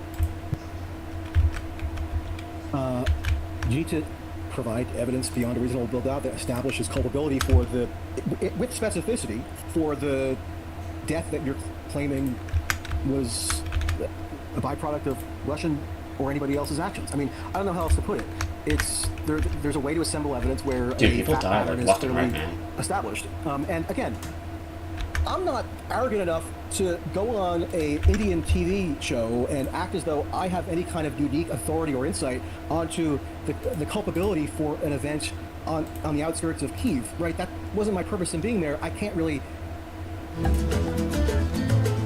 These passive-aggressive remarks it's not really surprising because he's like a major coward. Statements not one way or another that are based on some kind of unique perspective that I could have. My perspective, again, was on the transmission of this information to the public and how that was leveraged for certain political purposes. I mean, again, I'll ask you, do you think it's journalistically defensible? Is a journalistic standard satisfied by simply taking material that's handed to you directly by a warring foreign government and with no checking, with no scrutiny, Of course not. one way or another, just blasting it But is that what happened?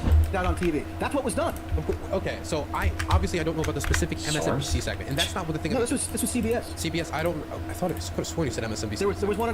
They did on MSNBC as well, but the one I was referencing on the show was So CBS. my main reason I'm bringing this up is I looked at this and I was like, okay, and I looked and I was like, so he doesn't know whether it happened or not. Well, at this point, I had been thoroughly convinced. So I then looked up your name and I tried to look up Bucha and I tried to look at other moments outside of that one interview when you had commented on Bucha, and I couldn't find anything. Now maybe I just missed it. I think that's a good chance that I missed it. If you did comment on Bucha, obviously there's you and I. I tweeted out the New York. I read and tweeted out the New York Times investigation that I mentioned before. That assembled the video. Okay, so there was the New York Times investigation that convinced you. Well, I mean, again, Dude, my purpose. he can't commit to anything. Holy shit! Culpability or about the event as such. It was about the political. I know. I have a second. Instrumentalization of the event. I know this was a totally separate line of questioning. Okay. Yeah, because I agree that He can't commit to this. He can't commit to the would you have gotten involved in World War II? Like he can't commit to anything. the government, that news organizations are repeating like any government's like propaganda. Okay, so you and I would have agreed. So then we're in agreement about what my point was at the time. Well, but yeah, I would have pushed back on the idea that we couldn't have known at the time because you made it seem like, well, I don't know. There's a lot of evidence everywhere. When I thought it was pretty clear. There's a reason you got such a negative reaction from that woman immediately in the reaction, and the reaction from the host. And it wasn't because necessarily even you saying something like, we shouldn't get a negative reaction from the host. I don't recall having a negative reaction from the host. He asked. Run this play it so we don't have to so we can actually hear what specifically I said. I don't have a. Okay. Then we can probably wrap this up after this, okay? Because it is getting pretty late. Okay. Yeah. So, let me pull it up. Let me find exactly where you were because you were near the end. Oh, wrong video. Yep, here we go. By the way, it looks like is this a Twitter clip or is this the? I need to buy this. I'm pulling up the full thing. I'm pulling up the full thing. So I promise I'm not clip chipping you, or I will do my best to avoid clip chipping you. I'm going to start with you when they start talking about Bucha. Is that fair? But why not just go with what I said? Do whatever. That's fine. From slow. One second. They're just okay, don't show me. Tracey, go ahead, please. Okay, here we go. I found it. I can share screens on here. Let's see if I can. Although buying that would be desirable too. I just need to hear. Yeah, I'm trying to figure. I can. Okay, 1 second. Let me share screens. There we go. Hopefully this works. Hopefully my computer doesn't crash actively. Okay, I think it should be working. Yeah, you should be able to. I just shared screens. If you click the share screen thing, you should be able to see it. Yeah, no, I see it. I see it on the screen now. Okay, I'm gonna play it. The European Union, Michael, has also declared 19 staffers of Russia's permanent mission as persona non grata. Well, can I? I'm sorry. Yes, please, Michael. Michael is speaking, please. Yes, Michael Tracey, go ahead, please. Dude, I love how aggressive he is. It's so funny. Michael and Patrick. Yes, Michael. Thank you. One should not automatically discount claims of Russian atrocities or even genocide in Bucha. That shouldn't be discounted offhand, but nor should it be accepted at face value what Ukrainian government officials are saying about these or any other events taking place in the territory. And unfortunately, at least the United States, which is the country I'm most familiar with, the media has been more than happy to simply parrot as though it were verified fact, whatever any Ukrainian government official says. And this notwithstanding the fact that Ukrainian government officials have been engaged in a frantic lobbying offensive for the past 6 weeks to demand and cajole that the U.S. government launch a no-fly zone, a military intervention in Ukraine on their behalf. So you have a warring party putting out a steady stream of propaganda. I'm not even saying propaganda as a pejorative. I'm just saying this is the messaging that they're putting out as a function of their intended public communications. You have a interested warring party putting out this information with a particular slant in accordance with their own interests, and the U.S. media tends to just repeat it verbatim. I mean, on Sunday, one of the main TV shows for political discussion on the weekend, Face the Nation on CBS, was hosted by this woman, Margaret Brennan, and she flat out admitted that she was handed a montage of videos and images directly from Zelensky's advisors, and then she just broadcast them on CBS as though it were independently corroborated by I don't know about the others, but I know my reporters are on the ground. We're reporting what we've seen. No, one second. You're talking about everything as a handout. We haven't taken any handouts there. I'm talking about what our reporters on the ground have seen. I want to show you. I stand by everything I said there. For sure. Let me just finish the clip. I mean, what do you disagree with what I said? Well, can we finish the clip? Yeah. Okay. Listen to you. I want to show you sets of pictures with the body bags in the background next to the mass grave out there. And have a look at this. This was shot by Republic TV camera persons and Republic journalists there. That's that picture there that you're seeing of the mass grave, 4.5 meters deep, and next to the church, was shot by my camera persons. Mike, are you saying that's my reporter on the ground? Are you saying those in those bodies there, those body bags, are inside the body bags there are actors? Are you saying that? Because I'm showing you my footage. There's no handout from the Ukrainian government. I haven't suggested anything remotely like that. In fact, I agree with the clip that you just played of the Indian diplomat of the United Nations who called rightly for an independent investigation. That's right. Independent investigation. This is going to be a busy intersection. And the conclusions are simply being propagated by the United States, where we have a president, Joe Biden, who has explicitly called for regime change in Russia and is now saying that Putin... Good. I think that Putin shouldn't be... I don't think Putin should at all be the current leader of Russia, or any leader for that matter. I think that's good. Now, obviously, the implication behind what he said here is that he thinks that the United States is going to develop some kind of military operation to like overthrow the Russian government. But that's not. That could also not be the case, which is that wasn't even how I took it when I first heard him say that. Must be put on trial for war crimes. He should be put on trial. She's responding to you. She's responding. Lara wants to come in again. Okay, so I don't think the back and forth of this woman's that important. So I don't disagree with I would repeat all of that today. I mean, I'm not sure what you disagree with that I said there. Okay, so you still think there needs to be an independent investigation to corroborate if this happened or not? I mean, I think the evidentiary weight now clearly militates in favor of culpability for Russian soldiers for. I mean, what? I mean, is there something controversial or suspicious about suggesting that an independent investigation be conducted? Like, Michael, why is that some kind of crazy idea? Okay, so if I right now said that there should be an independent investigation onto whether Jeffrey Epstein had sex with children, if I said that, right, most people would laugh in my face and be like, what do you mean? The evidence is overwhelming. And for good reason. And so I'm not saying it's to that level. What I'm saying is at that point, we had enough evidence publicly, I think, to conclude at the time that the Russians did that, from the satellite photos to the videos on the ground to the stuff not only from the government but also from independent journalists on the ground, like the person on the show you were on was saying, like, hey, there's my journalist right there filming the mass grave. And so the body's sitting in a mass grave doesn't tell you anything about how the bodies got there.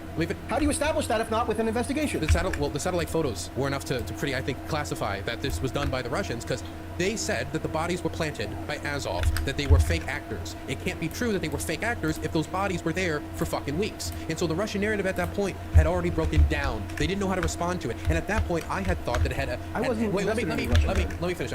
I gotta get my ideas out. I have like super hardcore ADHD. I'll lose them in a second. So, as I get... Oh, fuck, I actually lost it. Wait.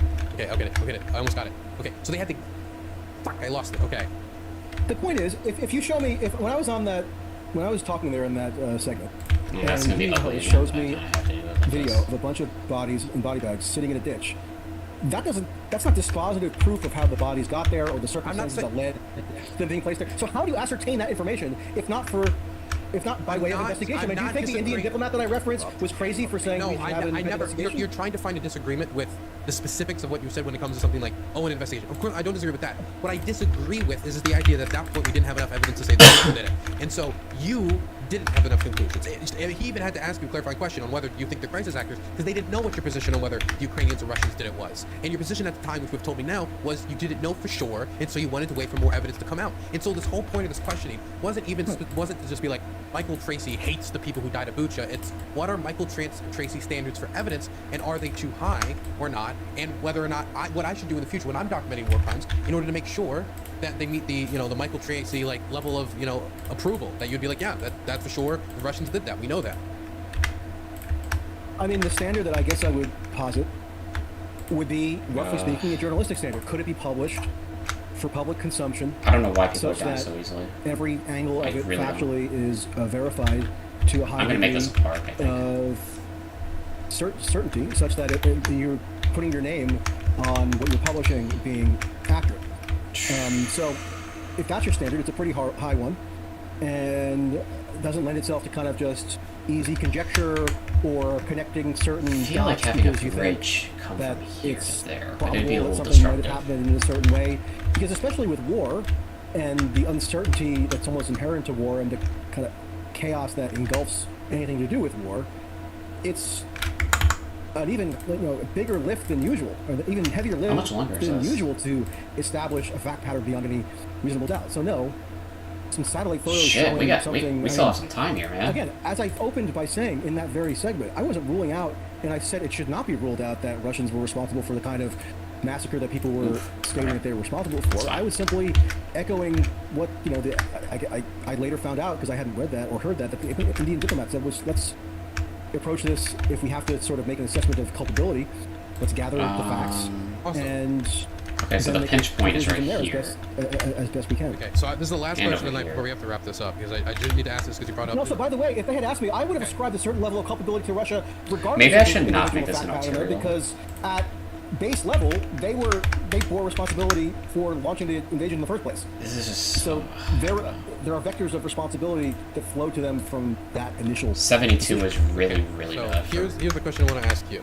Right now, I hate to give you a yes or no question. I'm a yes or no guy. Okay, I'm very straightforward. I was raised by my grandfather. Right, farming man, castrate pigs for a living. Right, very straightforward man. Do you believe it is morally right or correct in any way? I guess. Do you think it was the right move for the ICC to put an arrest warrant out for Vladimir Putin? I'm happy you brought that up. I was actually going to suggest that we discuss that. And sorry to disappoint you, but it's just not conducive to a yes or no answer. It kind of gets to what I was saying before about the arbitrary qualities of international law. I mean, obviously it entails a huge amount of discretionary judgment from a prosecutor, is influenced by all kinds of political factors. We need more bridges, I think. Exercising due skepticism, or at least being critically detached from that decision making. And I would say that the jury's still out, because for one thing, they've produced no evidence for the allegations contained therein. That's a basic, I think, requirement for concluding. This guy doesn't know anything about it. Forget Putin. I mean, it's just a baseline sort of empirical standard. So there's no accompanying evidence in that indictment. But on top of that, the indictment perfectly mirrors this report that came out, that was published by the State Department only 5 days before the request for a warrant was submitted. That is, through this sort of quasi think tank entity at Yale that got State Department funding and was given a State Department imperative to investigate this particular matter, and they used open source information only from social media and so forth. Conducted no on-the-ground investigations, interviewed zero witnesses or zero purported victims, and because it's established that despite the nominal lack of involvement that the United States has in the International Criminal Court, at least the non-membership, the United States has been deeply engaged. I don't know if there should be zoning here, the more I think about it. Undertaken by the International Criminal Court to bring charges against Putin.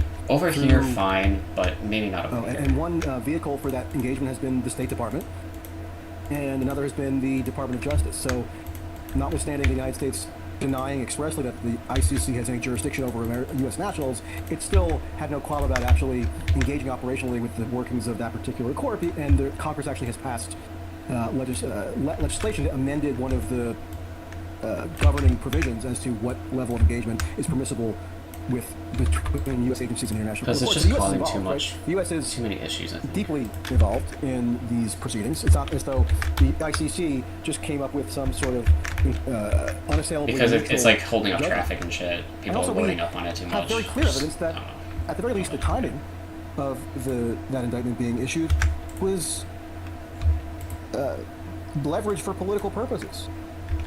It started right away that you had calls many coming things are from leveraged for American political purposes. elected officials and from the media, but more relevantly, elected officials and public figures in the government, that President Xi of China better not visit Moscow as planned, because that would mean he's abetting a war criminal in Putin. Haven't you seen the news about the arrest warrant? Anthony Blinken, on the day that Xi arrived in Moscow just a few days ago, invoked this very logic in impugning Xi for his perceived complicity in abetting Putin on account of the ICC arrest warrant. Oh, and it just so happens that the department that Blinken heads, the State Department, was intimately involved in profiling. If we're going to do that, then this can turn into an supposed evidence arterial. that led to that indictment. So on multiple levels, I think it's at least warranting of a fair degree of skepticism. But on the most basic level, there's just no evidence furnished, and the evidentiary standards employed in the State Department report that seems to at least perfectly echo or mirror what the allegations contained in the indictment, because it focuses on both Putin and then the woman who runs that sort of child welfare agency or whatever. That in that very report, they admit that their methodology precluded or did not include any on-ground investigation or even interviews at all. So no, that's not. There's no evidentiary bar cleared there. So I think it's obvious because they admit to it openly. The Russian government on state television had Putin talking to an interviewer, and the interviewer bragged to Putin. Assumedly, they pre-organize this because they do a lot of like press spots in Russia, these like pre-organized to happen ones. And she brags about how she adopted a child from bombed-out Mariupol, going through the process of what would be considered internationally kidnapping of a child from a nation that's invaded. The Russian government's argument is that they take children from a war zone, from the dangerous areas, and then just to keep them safe. But what they have done, they take the children, they put them through filtration camps, look through any ties to the military government whatsoever, family stuff like that. Then they ship them out to Russia. They don't get a say in the affair. They don't get a say in where they go. They then make them erase their Ukrainian culture. They start saying, you have to speak this language, you have to speak Russian, you gotta do this, you gotta do that, before then adopting them out. That is very clearly illegal under international law, and that is what he's being brought to account for. Now, they had bragged about this publicly on state television and on the Millblog channels, on a whole host of platforms. And so now we're seeing them trying to shift the narrative. Now that their arrest warrant's out, that never mind, it was, you know what, maybe we'll even give some of the kids back, and we're gonna do this, and we're gonna do that. I think it's pretty obvious that they committed the crime because they bragged about it on TV. If some congressman went on TV and was like, yeah, I liberated $200,000 from your guys' taxes and put it in my pocket and did my great work, I think that would be definitely enough to point forward to be like, wow, it looks like they committed a crime. And that's just that. We're not even talking about the Washington Post article, the kidnapping of children from orphanages, or the other public...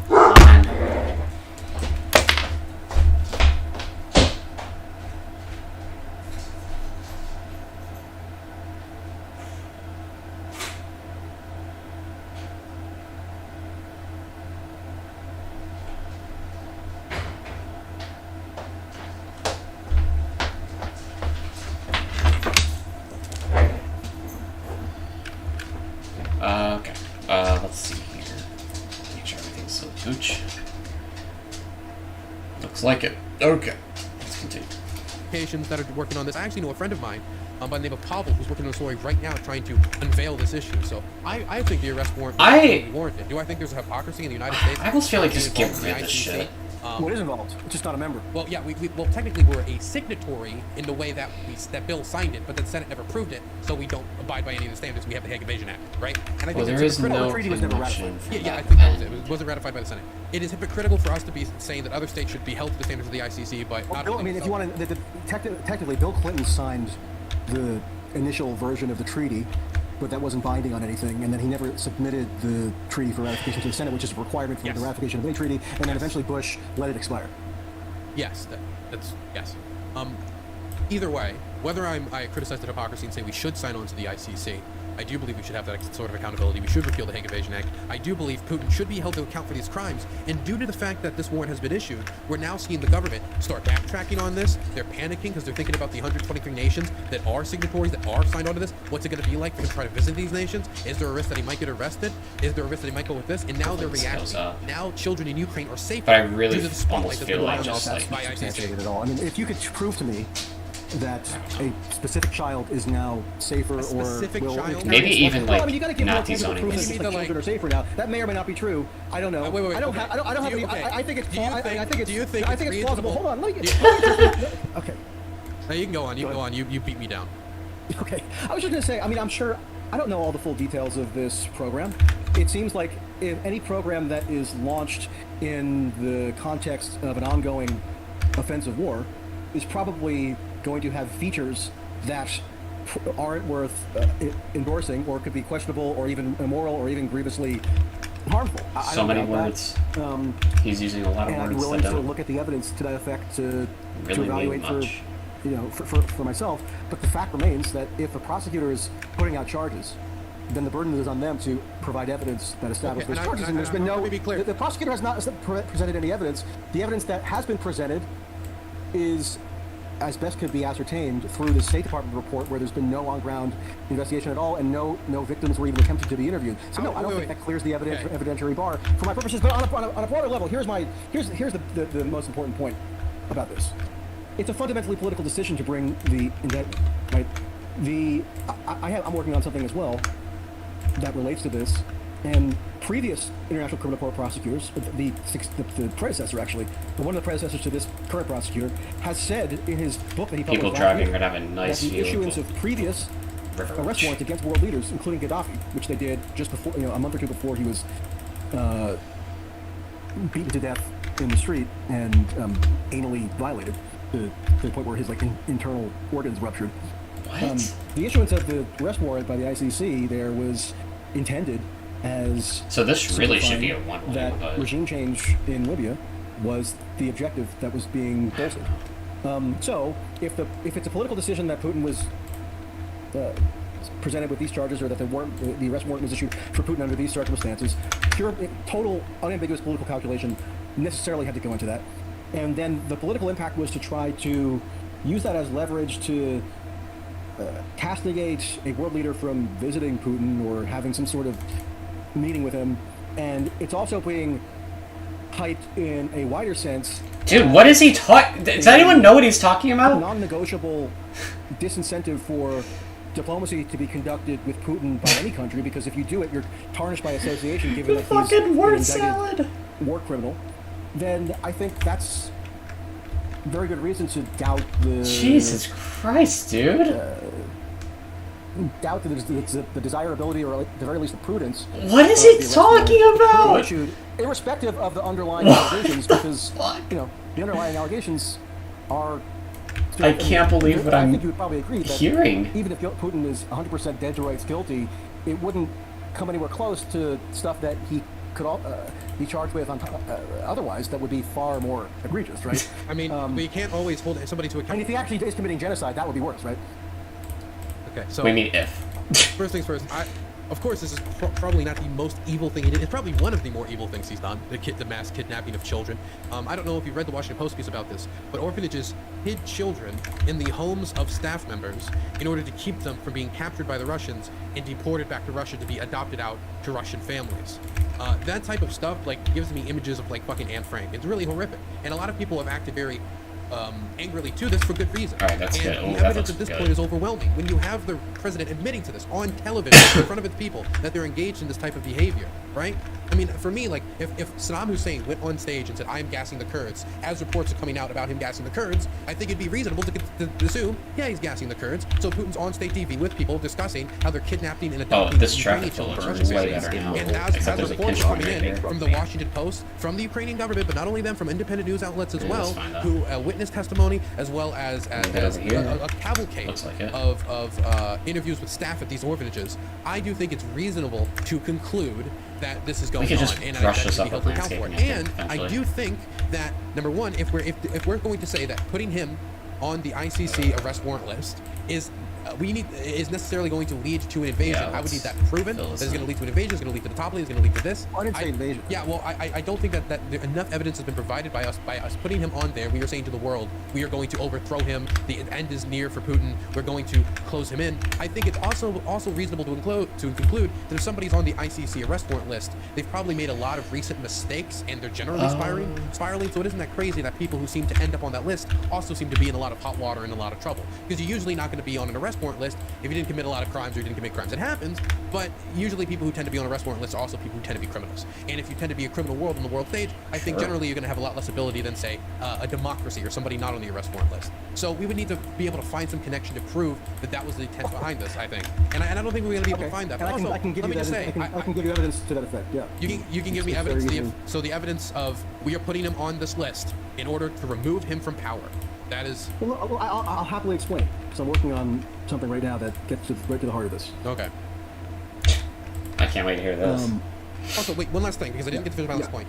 This is undoubtedly helping to protect kids. We see the Russian government reversing course right now, live, as they're trying to find explanations for this, as this has isolated Putin and turned the whole world to the news of, wow, Putin's on the arrest warrant? What for? Kidnapping children? Now everybody's head was turned towards these children being kidnapped. There's a decent chance that this is going to affect Russian policy. I don't know what to put on this kidnapping children in the future, and make them reverse course on what they're doing right now. There's a decent chance that this can help do that. I think that's 100% true. I'm thinking 100%. Okay. So let's just stipulate that to the extent the evidence can be brought to bear, it establishes exactly what the indictment issued by the ICC says. It establishes Putin's guilty of the crime spelled out therein. Right? Let's just stipulate that, because parsing the individual data points or the body of evidence for that particular charge is not even really why why my skeptical instinct would be prompted here. Soil. My skeptical instinct would be prompted was because evidentiary grounding or not, the decision to bring the charges was an inherently political one and subject to political influence by interested parties, including the United States, who we know as a matter of demonstrable fact was involved in the process which brought about this particular indictment. And we know that it's already being leveraged to let's do it. Penalize anybody who might think about engaging in diplomacy with Russia. Because if they engage with Putin, they're being warned outright, unambiguously, that they will be seen as abetting a war criminal. And if that has the practical impact of diminishing any prospect for any sort of diplomacy to bring about a resolution to the war, whenever that might be, then that's something that has to be taken into consideration, separate and apart from the underlying facts that are alleged in the indictment, right? So, okay, I disagree with that. In practical terms, deals a serious blow to the prospect of any sort of negotiated settlement.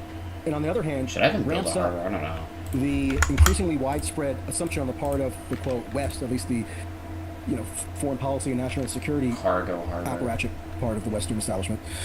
If it ramps up their conviction that the ultimate ambition for a resolution to the war is not through any sort of diplomacy, but by bringing about regime change in Russia, not by necessarily invading Russia, but there are lots of different ways that regime change can be fomented or can be accelerated.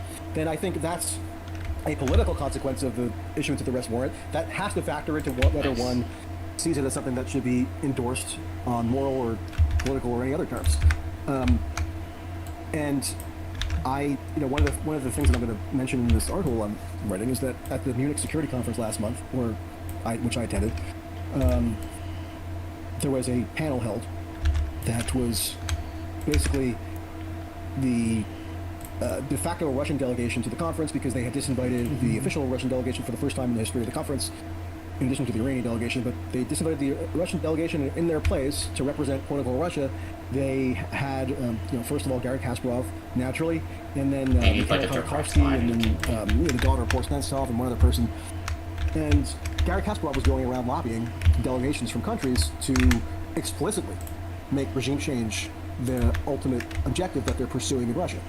And I'm not putting words in his mouth. I'm not trying to exaggerate what he was advocating. That was the explicit, unambiguous objective that Garry Kasparov was trying to make more of a mainstream and explicitly embraced goal of Western quote-unquote policymakers vis-a-vis Ukraine. Yeah, okay. And he told me explicitly that he was so happy about the announcement that Kamala Harris had made that day. This was in, I think, February 18th or something. He was so heartened by an announcement that Kamala Harris had made that day because he felt it was a step toward his desired goal of regime change. And what Kamala Harris announced was that the U.S. had made this formal determination that Putin was guilty of committing crimes against humanity. And Kasparov said that one reason to convene, or a reason to convene ultimately some sort of tribunal to hold Putin accountable, was that that would be a vehicle through which to effectuate ultimately regime change in Russia. So if this arrest warrant, which Kasparov a few days ago when it came out celebrated in exactly the same terms, or on exactly the same grounds more or less, if Kasparov is correct, and I have no reason to doubt that it's correct, at least in terms of his understanding of these events, if it's a significant step toward the... Okay, I'm sorry, but listening to Michael talk for an extended period of time probably is going to cause me some kind of brain damage, so I think at this point we've it's kind of run its course. Is there any final good memes here? I don't know. I do think we should avoid World War III, but I do not believe there's only two options: the collapse of the Russian government and/or Russian success in Ukraine. I do think there are other options as well, even with the ICC arrest warrant put out there. Just because an arrest warrant those options are being foreclosed by the stigmatization of diplomacy. I believe stigmatizing them on the world stage, isolating them on the world stage, adding pressure, puts more pressure on them withdrawing. And if my goal is to not only end the war, but to win the war, that's my objective. Because I don't want the no diplomatic. Let me be clear. My problem is if we end up giving them 4 oblasts, then they get to kidnap children for fucking ever, and nobody can stop them. Nobody can do anything about it. If we give them 4 oblasts, those mass graves, those kill lists they made to go on quote-unquote, and this is their words, not mine, cleansing operations in the Kiev oblast, that happens across all occupied territory with no dream of salvation. And Ukrainians don't want to give that up. I don't want to give that up. That's horrific to imagine my friends might be put on a list and fucking shot in the back of the head because they decided to wear the colors yellow and blue a day on some day. They accidentally wore the wrong colors. They accidentally sung the wrong song. They accidentally spoke the wrong language. They said a nationalist slogan in front of the wrong person. That's terrifying to them. That's terrifying to me. They were related to the wrong person. They were related to somebody in the military. That's something. My guy's spinning over here. How do you know this exertion of pressure, as you put it, on Putin couldn't just as easily harden his resolve or intensify his sense of defiance? He's literally employing the argument he employed earlier with respect to the Allies getting involved in World War II by saying that it actually intensified the degree of genocide committed against Jewish people. And achieve the opposite because I'm seeing them respond to it in real time. We're seeing them go back on their policies. They're now talking about returning children. They're now going back on the policies. They're not withdrawing troops from Ukraine, but nobody. Okay, you asked me a question. Let me answer the question. This isn't stopping the war in Ukraine immediately. I didn't say it would stop the war in Ukraine immediately. It has 2 objectives. One, helping the children. I think we're evidently seeing that happen right now, and this has more international attention than ever, which was impossible to get people to care about this. I produced videos about these children being kidnapped. Nobody gave a fuck, right? Nobody gave a fuck. People finally give a fuck, and that's really good to feel personally as a journalist. But secondly, I do believe that you can make the Russians fall out of Ukraine through long-term grinding them down until that is just the only reality they can accept. If they cannot sustain the occupation, then whether they want to withdraw or not isn't going to, be a factor. If it's impossible for them to make the diplomatic alliances necessary to sustain the war, to get the weapon shipments, to recruit the foreign mercenaries, then they can't conduct the war, and then they have to leave. And I think this is part of that path as well. So if it has the effect of foreclosing any remaining, if any did remain, diplomatic avenues to bring about resolution to the war, you think that's a good thing because you're rejecting any sort of diplomatic settlement. You think that the only acceptable outcome. Can you hear me? Yeah, you're back. Yeah, sorry, it just cut off. I'm in the middle of the Kiev countryside. I necessarily believe that this cut off all the diplomatic avenues, or at least any diplomatic avenue that any. Let's say it does. Let's say it reduced the likelihood of any sort of diplomatic settlement being available. Let's just assume that it did. Because I'm trying to get at whether you think if something reduces, if any action reduces the likelihood of diplomacy being viable, that's something you favor because you don't want there to be a diplomatic resolution. I can respond to the question. Then we need to end because my internet's bunking out like a motherfucker. So they said that like necessarily 20 think times that already. Closed many, if any, diplomatic avenues. But let's say that it did. I believe that so like another 30 minutes here. I don't think I'll watch it all. Either win the war at a faster rate, or bring cessation of the war through winning the war at a faster rate. Isn't necessarily immoral. I think that, for example, certain.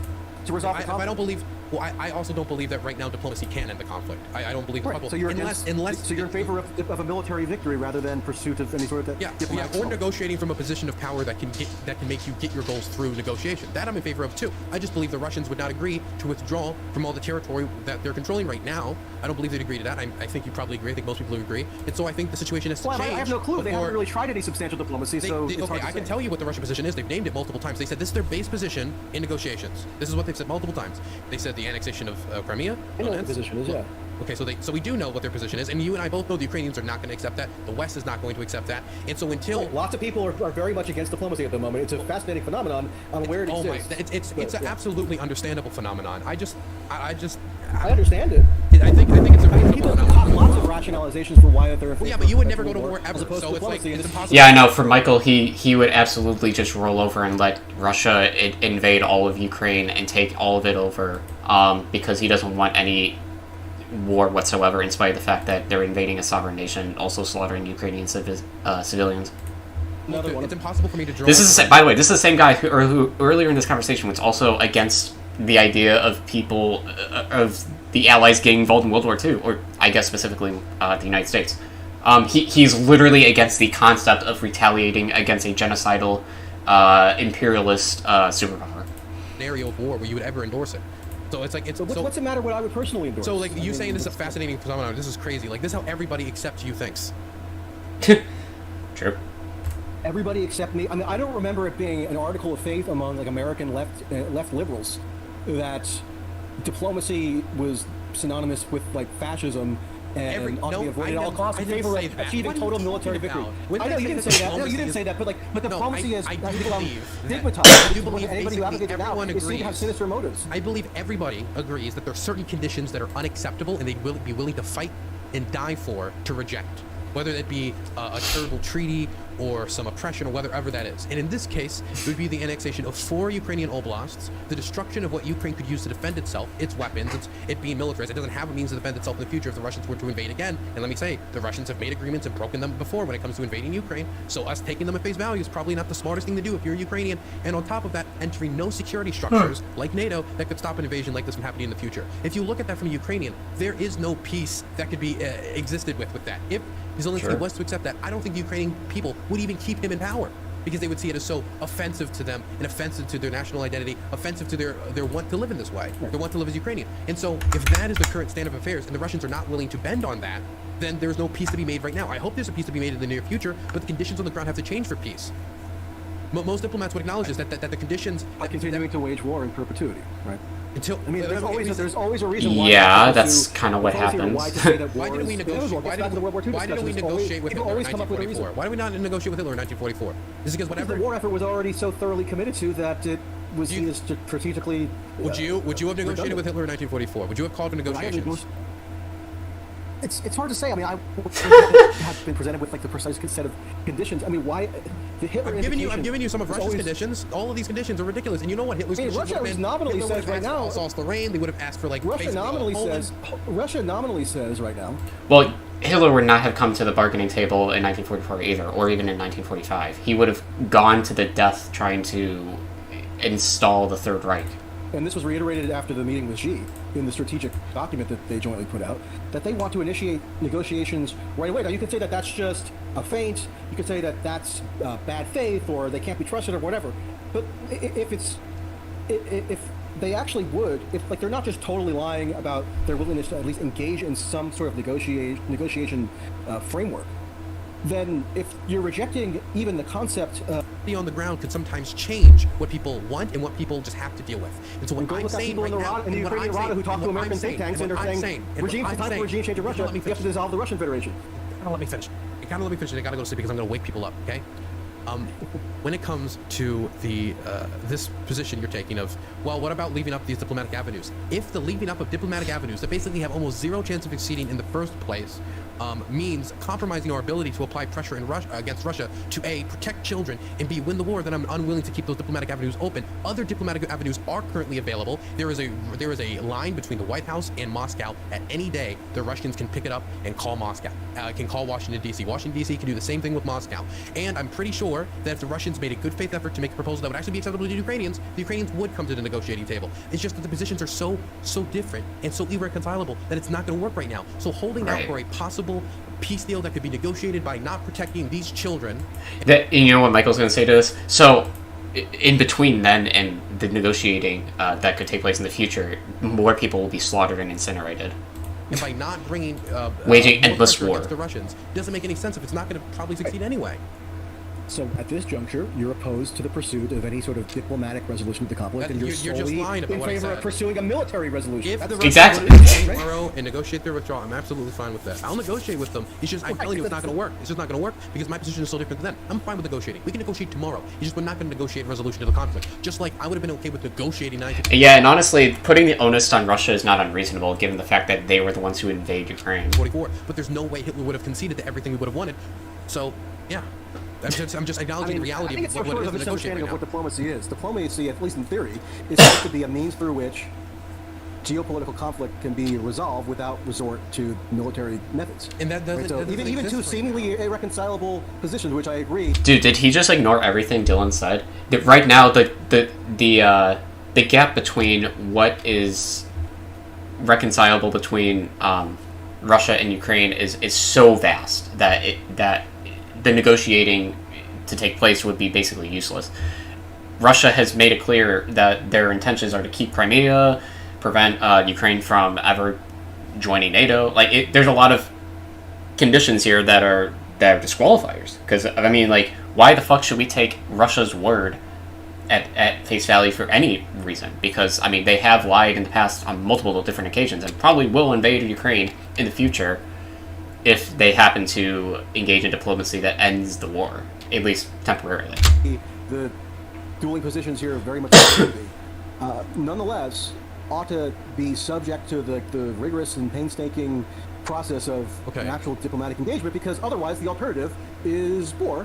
And if you resign to war being the alternative is Russia continuing to slaughter citizens.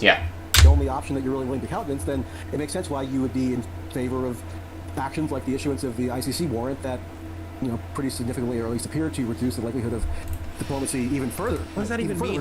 How do you know it would be? What do you mean it would be significant? I don't think it basically has any impact at all. They still have all the old diplomatic avenues that they could have used. The Turks would still be willing to negotiate. The Chinese would still be willing to be an intermediary. I'm pretty sure, because they've said so. I mean, during the only period that we know of when there actually were they've said so substantial negotiations underway, the intermediary was the Prime Minister of Israel, right, Bennett?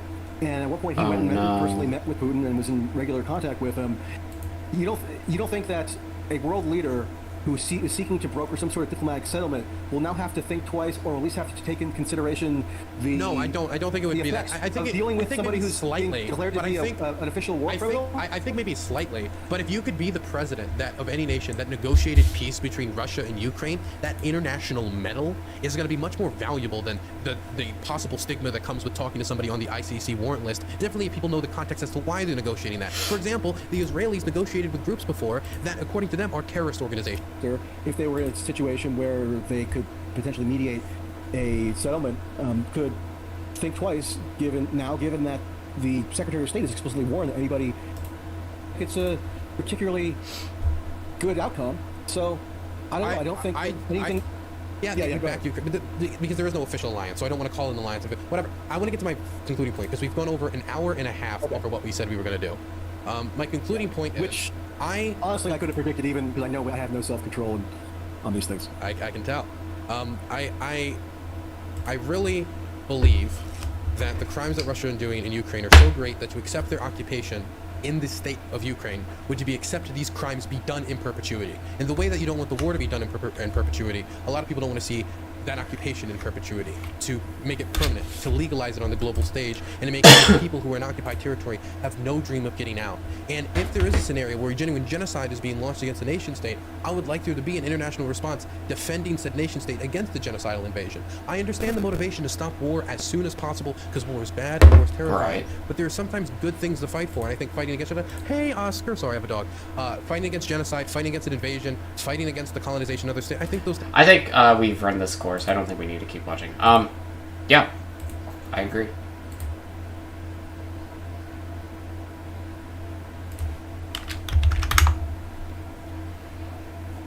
Well, the conversation went as, I guess, what I would expect.